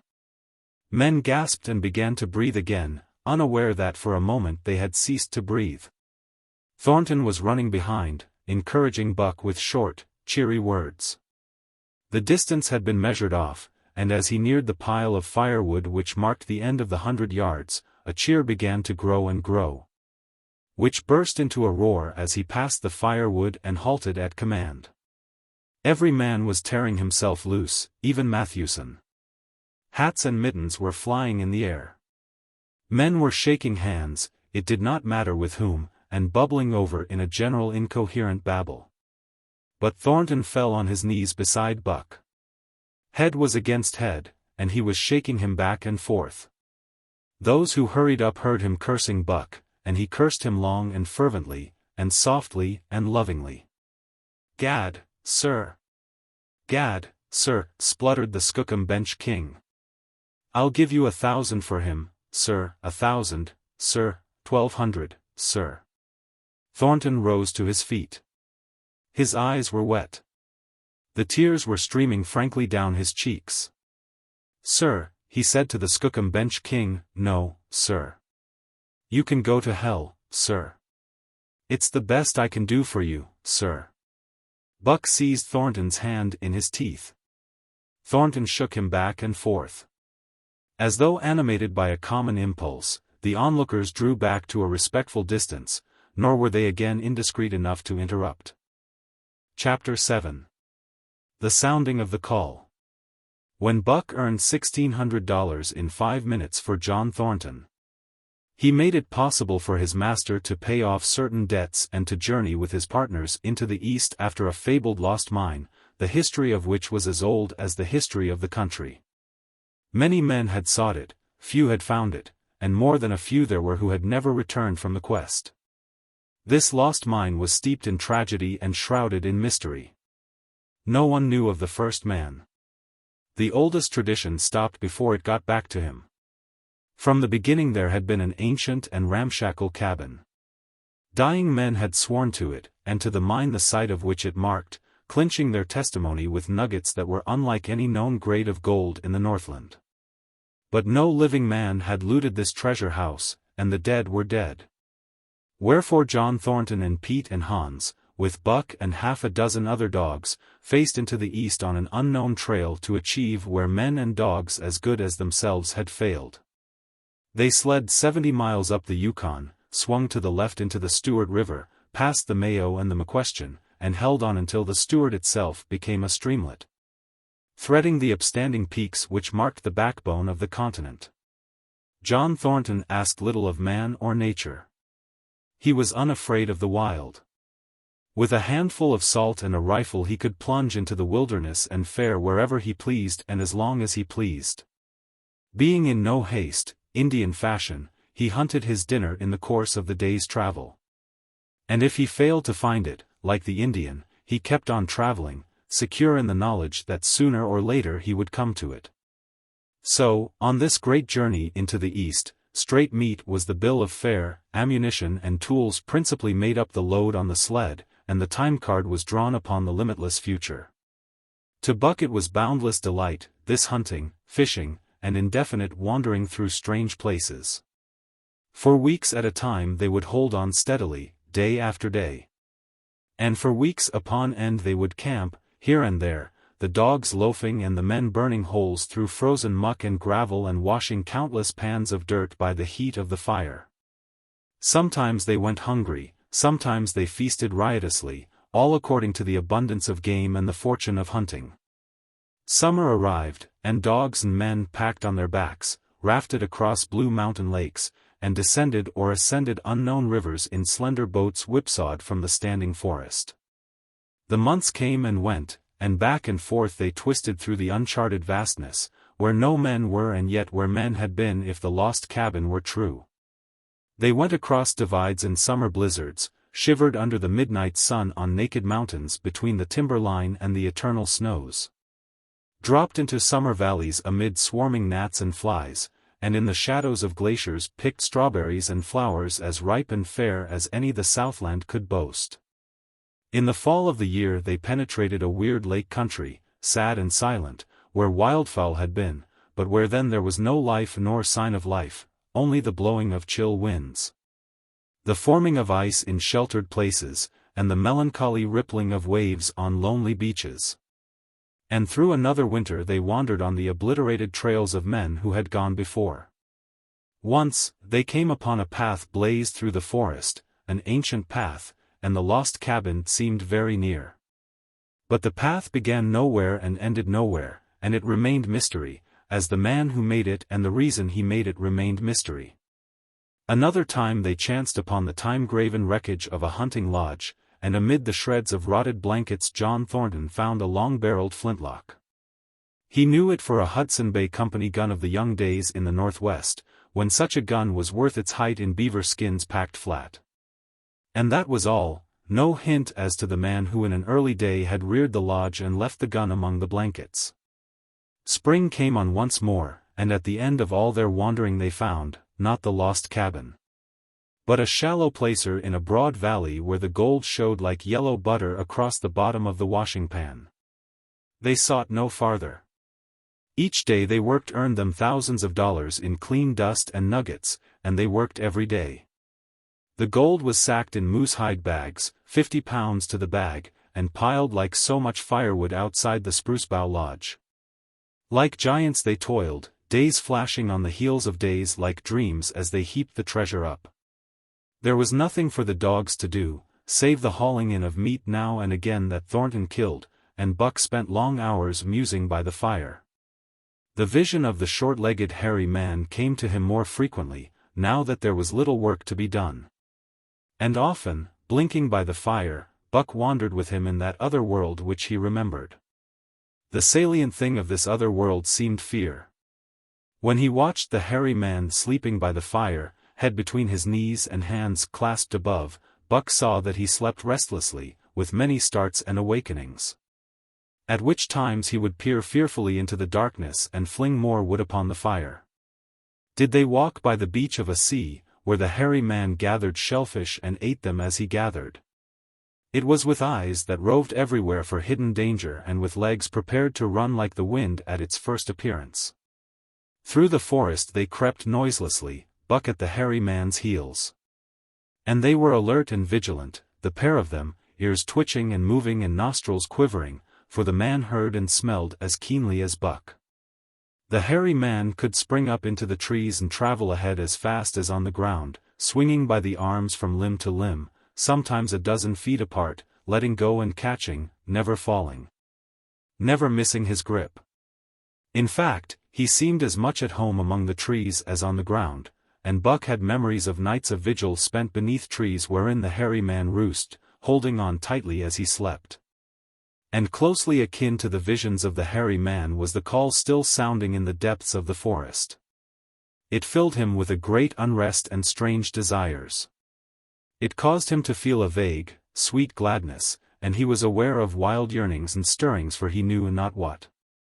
Sometimes he pursued the call into the forest, looking for it as though it were a tangible thing, barking softly or defiantly, as the mood might dictate.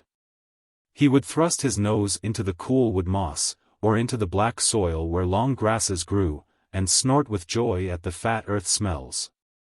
Or he would crouch for hours, as if in concealment, behind fungus-covered trunks of fallen trees, wide-eyed and wide-eared to all that moved and sounded about him. It might be, lying thus, that he hoped to surprise this call he could not understand. But he did not know why he did these various things. He was impelled to do them, and did not reason about them at all. Irresistible impulses seized him. He would be lying in camp, dozing lazily in the heat of the day, when suddenly his head would lift and his ears cock up, intent and listening, and he would spring to his feet and dash away. And on, for hours, through the forest aisles and across the open spaces where the niggerheads bunched.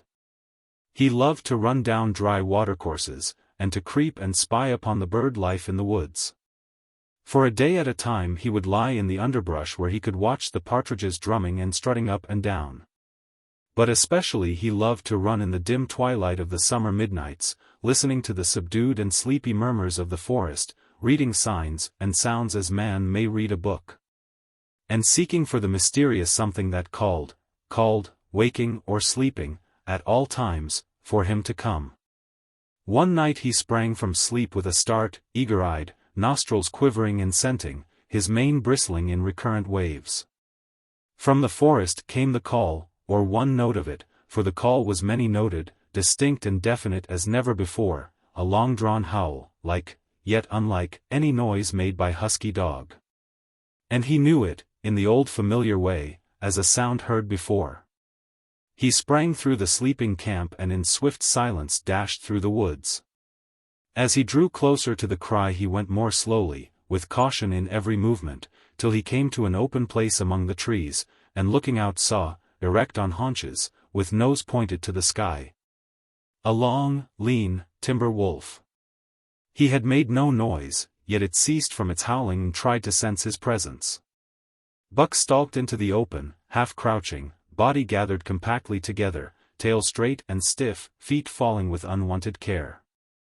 Every movement advertised commingled threatening and overture of friendliness. It was the menacing truce that marks the meeting of wild beasts that prey. But the wolf fled at sight of him. He followed, with wild leapings, in a frenzy to overtake. He ran him into a blind channel, in the bed of the creek where a timber jam barred the way. The wolf whirled about, pivoting on his hind legs after the fashion of Joe and of all cornered husky dogs, snarling and bristling, clipping his teeth together in a continuous and rapid succession of snaps. Buck did not attack, but circled him about and hedged him in with friendly advances. The wolf was suspicious and afraid. For Buck made 3 of him in weight, while his head barely reached Buck's shoulder. Watching his chance, he darted away, and the chase was resumed. Time and again he was cornered, and the thing repeated, though he was in poor condition, or Buck could not so easily have overtaken him. He would run till Buck's head was even with his flank, when he would whirl around at bay, only to dash away again at the first opportunity. But in the end Buck's pertinacity was rewarded. For the wolf, finding that no harm was intended, finally sniffed noses with him. Then they became friendly, and played about in the nervous, half-coy way with which fierce beasts belie their fierceness.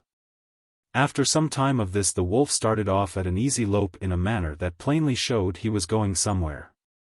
He made it clear to Buck that he was to come, and they ran side by side through the somber twilight, straight up the creek bed, into the gorge from which it issued, and across the bleak divide where it took its rise.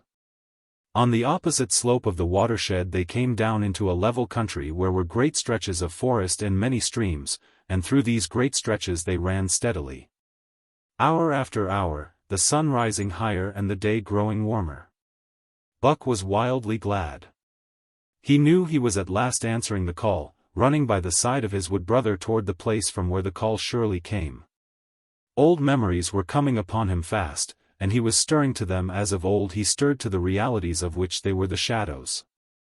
He had done this thing before, somewhere in that other and dimly remembered world, and he was doing it again, now, running free in the open, the unpacked earth underfoot, the wide sky overhead. They stopped by a running stream to drink, and, stopping, Buck remembered John Thornton. He sat down. The wolf started on toward the place from where the call surely came, then returned to him, sniffing noses and making actions as though to encourage him. But Buck turned about and started slowly on the back track. For the better part of an hour the wild brother ran by his side, whining softly. Then he sat down, pointed his nose upward, and howled. It was a mournful howl, and as Buck held steadily on his way he heard it grow faint and fainter until it was lost in the distance. John Thornton was eating dinner when Buck dashed into camp and sprang upon him in a frenzy of affection, overturning him, scrambling upon him, licking his face, biting his hand, playing the general tomfool, as John Thornton characterized it, the while he shook Buck back and forth and cursed him lovingly. For 2 days and nights Buck never left camp, never let Thornton out of his sight. He followed him about at his work, watched him while he ate, saw him into his blankets at night and out of them in the morning. But after 2 days the call in the forest began to sound more imperiously than ever. Buck's restlessness came back on him, and he was haunted by recollections of the wild brother, and of the smiling land beyond the divide and the run side by side through the wide forest stretches. Once again he took to wandering in the woods, but the wild brother came no more, and though he listened through long vigils, the mournful howl was never raised. He began to sleep out at night, staying away from camp for days at a time, and once he crossed the divide at the head of the creek and went down into the land of timber and streams. There he wandered for a week, seeking vainly for fresh sign of the wild brother, killing his meat as he traveled and traveling with the long, easy lope that seems never to tire. He fished for salmon in a broad stream that emptied somewhere into the sea, and by this stream he killed a large black bear, blinded by the mosquitoes while likewise fishing, and raging through the forest helpless and terrible. Even so, it was a hard fight, and it aroused the last latent remnants of Buck's ferocity. And 2 days later, when he returned to his kill and found a dozen wolverines quarreling over the spoil, he scattered them like chaff, and those that fled left 2 behind who would quarrel no more. The blood-longing became stronger than ever before. He was a killer, a thing that preyed, living on the things that lived, unaided, alone, by virtue of his own strength and prowess. Surviving triumphantly in a hostile environment where only the strong survived. Because of all this he became possessed of a great pride in himself, which communicated itself like a contagion to his physical being. It advertised itself in all his movements, was apparent in the play of every muscle, spoke plainly as speech in the way he carried himself, and made his glorious furry coat if anything more glorious. But for the stray brown on his muzzle and above his eyes, and for the splash of white hair that ran midmost down his chest, he might well have been mistaken for a gigantic wolf. Larger than the largest of the breed. From his Saint Bernard father he had inherited size and weight, but it was his shepherd mother who had given shape to that size and weight. His muzzle was the long wolf muzzle, save that it was larger than the muzzle of any wolf, and his head, somewhat broader, was the wolf head on a massive scale. His cunning was wolf cunning, and wild cunning, his intelligence, shepherd intelligence and Saint Bernard intelligence. And all this, plus an experience gained in the fiercest of schools, made him as formidable a creature as any that roamed the wild. A carnivorous animal living on a straight meat diet, he was in full flower, at the high tide of his life, overspilling with vigor and virility. When Thornton passed a caressing hand along his back, a snapping and crackling followed the hand, each hair discharging its pent magnetism at the contact. Every part, brain and body, nerve tissue and fiber, was keyed to the most exquisite pitch, and between all the parts there was a perfect equilibrium or adjustment. To sights and sounds and events which required action, he responded with lightning-like rapidity. Quickly as a husky dog could leap to defend from attack or to attack, he could leap twice as quickly. He saw the movement, or heard sound, and responded in less time than another dog required to compass the mere seeing or hearing. He perceived and determined and responded in the same instant. In point of fact, the three actions of perceiving, determining, and responding were sequential, but so infinitesimal were the intervals of time between them that they appeared simultaneous. His muscles were surcharged with vitality, and snapped into play sharply, like steel springs. Life streamed through him in splendid flood, glad and rampant, until it seemed that it would burst him asunder in sheer ecstasy and pour forth generously over the world. "Never was there such a dog," said John Thornton one day, as the partners watched Buck marching out of camp. "When he was made, the mold was broke," said Pete. "Py Jingo. I think so myself," Hans affirmed. They saw him marching out of camp, but they did not see the instant and terrible transformation which took place as soon as he was within the secrecy of the forest. He no longer marched. At once he became a thing of the wild, stealing along softly, cat-footed, a passing shadow that appeared and disappeared among the shadows. He knew how to take advantage of every cover, to crawl on his belly like a snake, and like a snake to leap and strike. He could take a ptarmigan from its nest, kill a rabbit as it slept, and snap in mid-air the little chipmunks fleeing a second too late for the trees. Fish, in open pools, were not too quick for him. Nor were beaver, mending their dams, too wary. He killed to eat, not from wantonness, but he preferred to eat what he killed himself. So a lurking humor ran through his deeds, and it was his delight to steal upon the squirrels, and, when he all but had them, to let them go, chattering in mortal fear to the treetops. As the fall of the year came on, the moose appeared in greater abundance, moving slowly down to meet the winter in the lower and less rigorous valleys. Buck had already dragged down a stray part-grown calf, but he wished strongly for larger and more formidable quarry, and he came upon it one day on the divide at the head of the creek. A band of 20 moose had crossed over from the land of streams and timber, and chief among them was a great bull. He was in a savage temper, and, standing over 6 feet from the ground, was as formidable an antagonist as even Buck could desire. Back and forth the bull tossed his great palmate antlers, branching to 14 points and embracing 7 feet within the tips. His small eyes burned with a vicious and bitter light, while he roared with fury at sight of Buck. From the bull's side, just forward of the flank, protruded a feathered arrow end, which accounted for his savageness. Guided by that instinct which came from the old hunting days of the primordial world, Buck proceeded to cut the bull out from the herd. It was no slight task. He would bark and dance about in front of the bull, just out of reach of the great antlers and of the terrible splay hoofs which could have stamped his life out with a single blow. Unable to turn his back on the fanged danger and go on, the bull would be driven into paroxysms of rage. At such moments he charged Buck, who retreated craftily, luring him on by a simulated inability to escape. But when he was thus separated from his fellows, 2 or 3 of the younger bulls would charge back upon Buck and enable the wounded bull to rejoin the herd.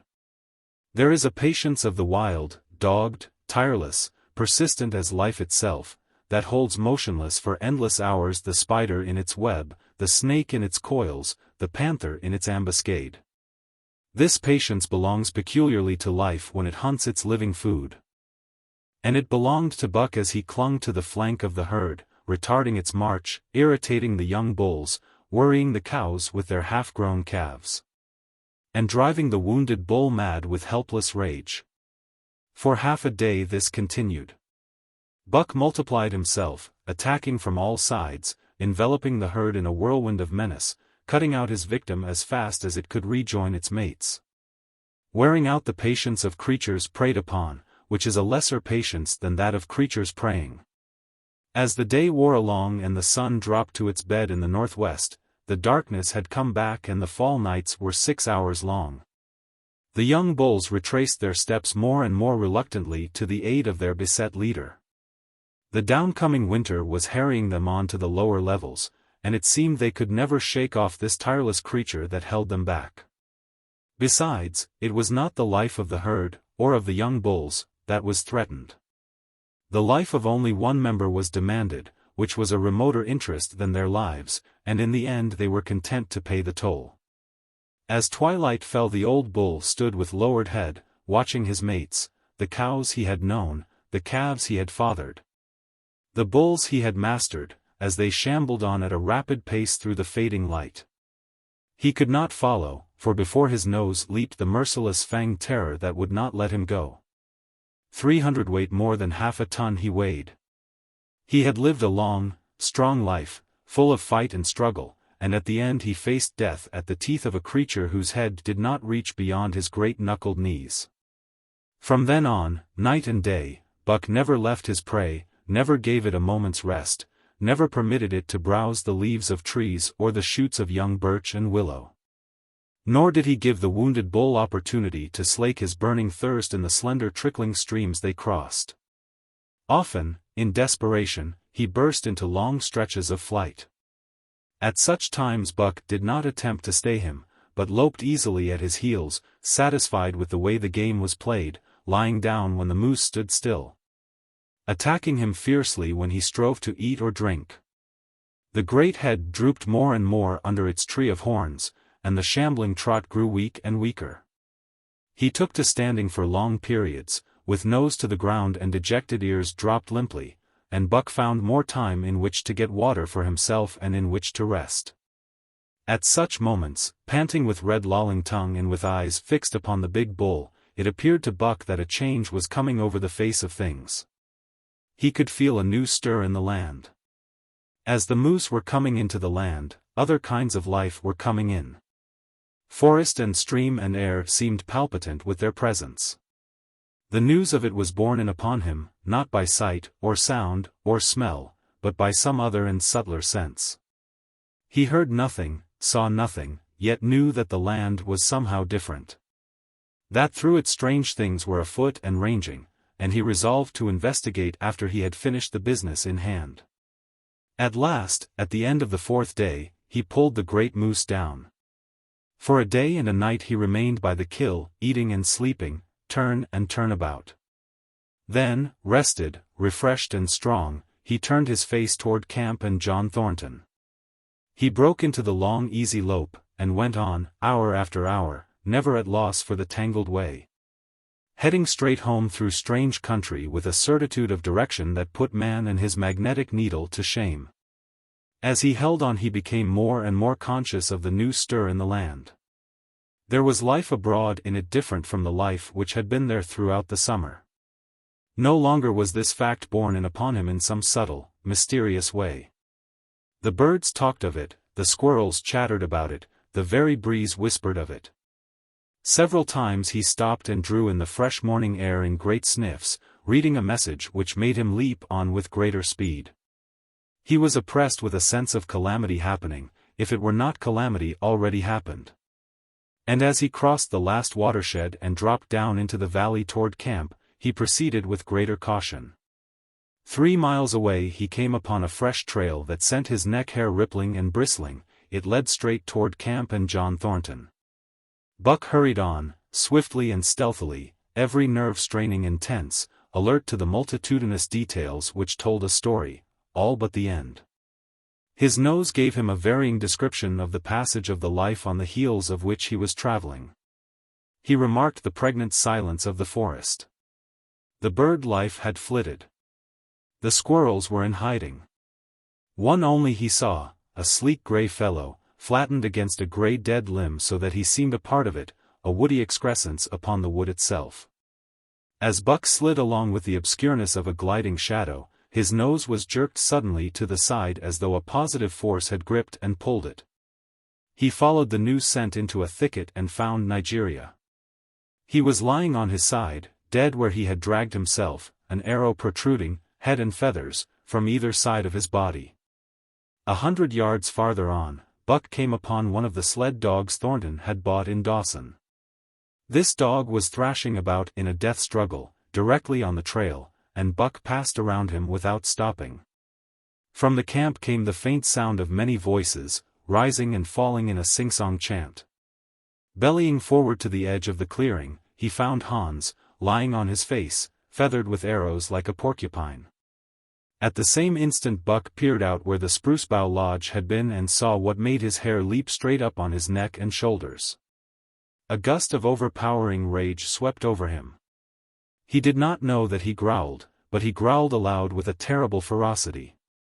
For the last time in his life he allowed passion to usurp cunning and reason, and it was because of his great love for John Thornton that he lost his head. The Yeehats were dancing about the wreckage of the Spruce Bough Lodge when they heard a fearful roaring and saw rushing upon them an animal the like of which they had never seen before. It was Buck, a live hurricane of fury, hurling himself upon them in a frenzy to destroy. He sprang at the foremost man, it was the chief of the Yeehats, ripping the throat wide open till the rent jugular spouted a fountain of blood. He did not pause to worry the victim, but ripped in passing, with the next bound tearing wide the throat of a second man. There was no withstanding him. He plunged about in their very midst, tearing, rending, destroying, in constant and terrific motion which defied the arrows they discharged at him.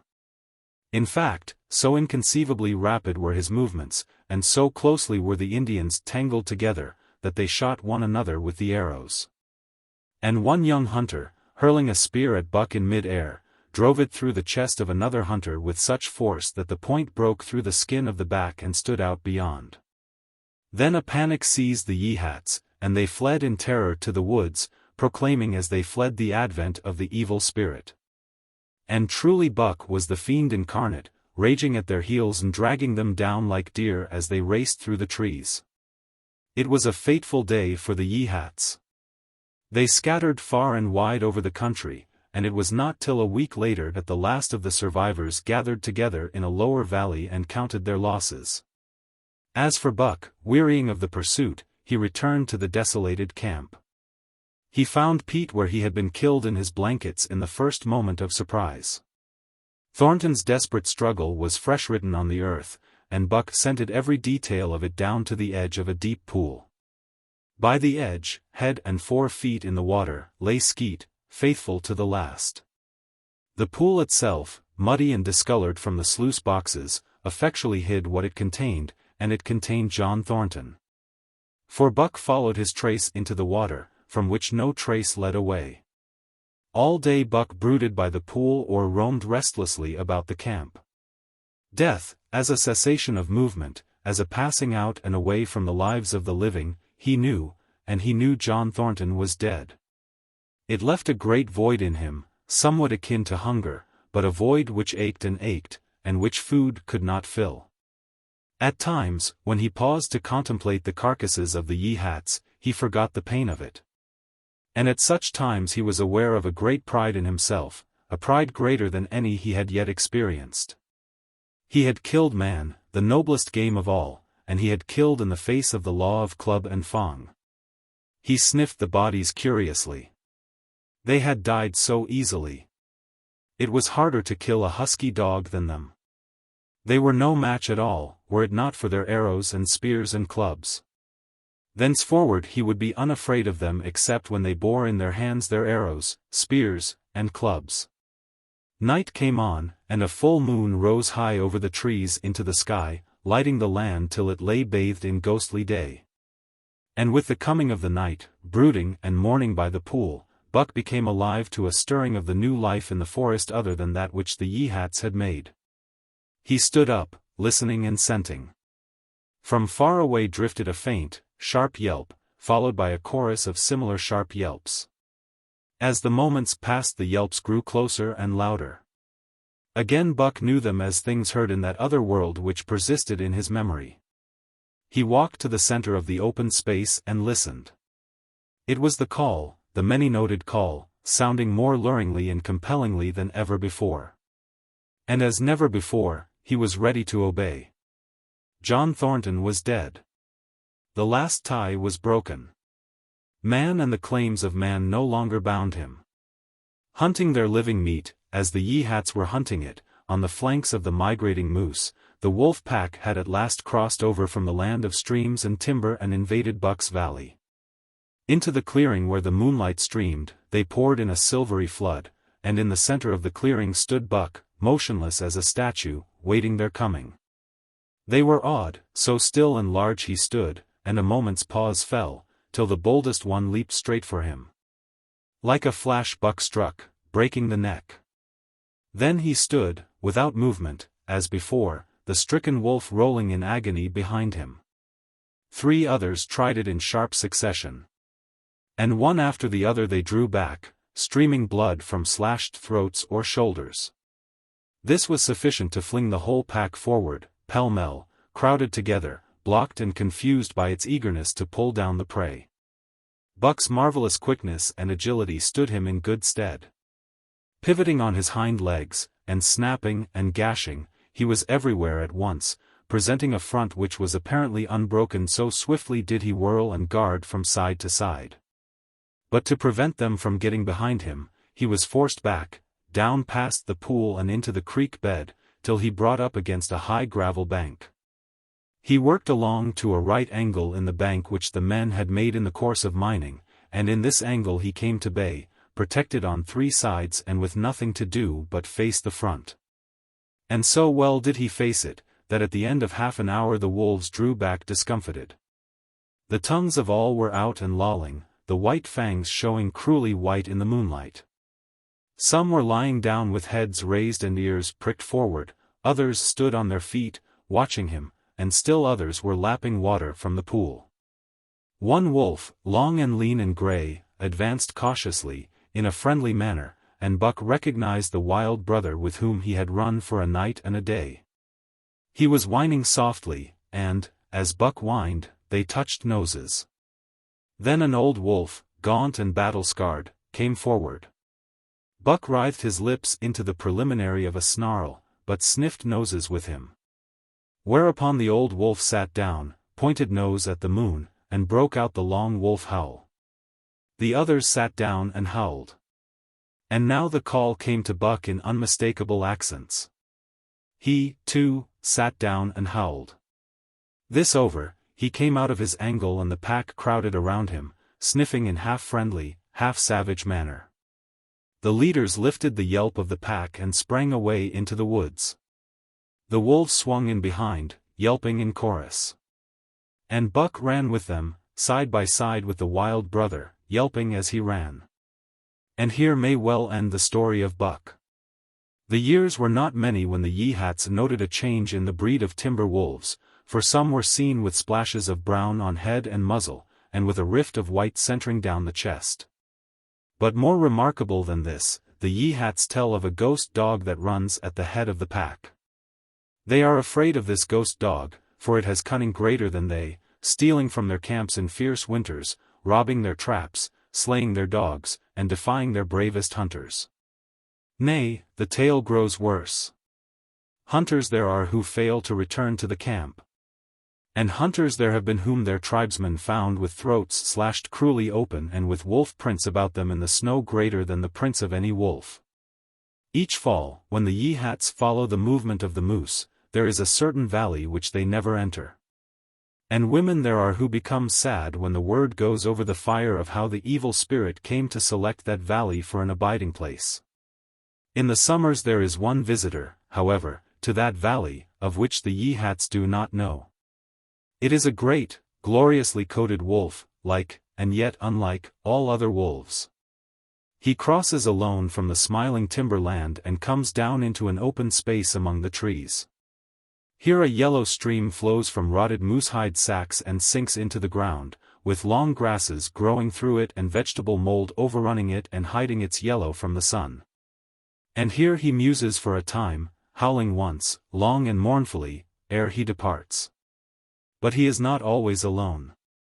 When the long winter nights come on and the wolves follow their meat into the lower valleys, he may be seen running at the head of the pack through the pale moonlight or glimmering borealis. Leaping gigantic above his fellows, his great throat a bellow as he sings a song of the younger world, which is the song of the pack.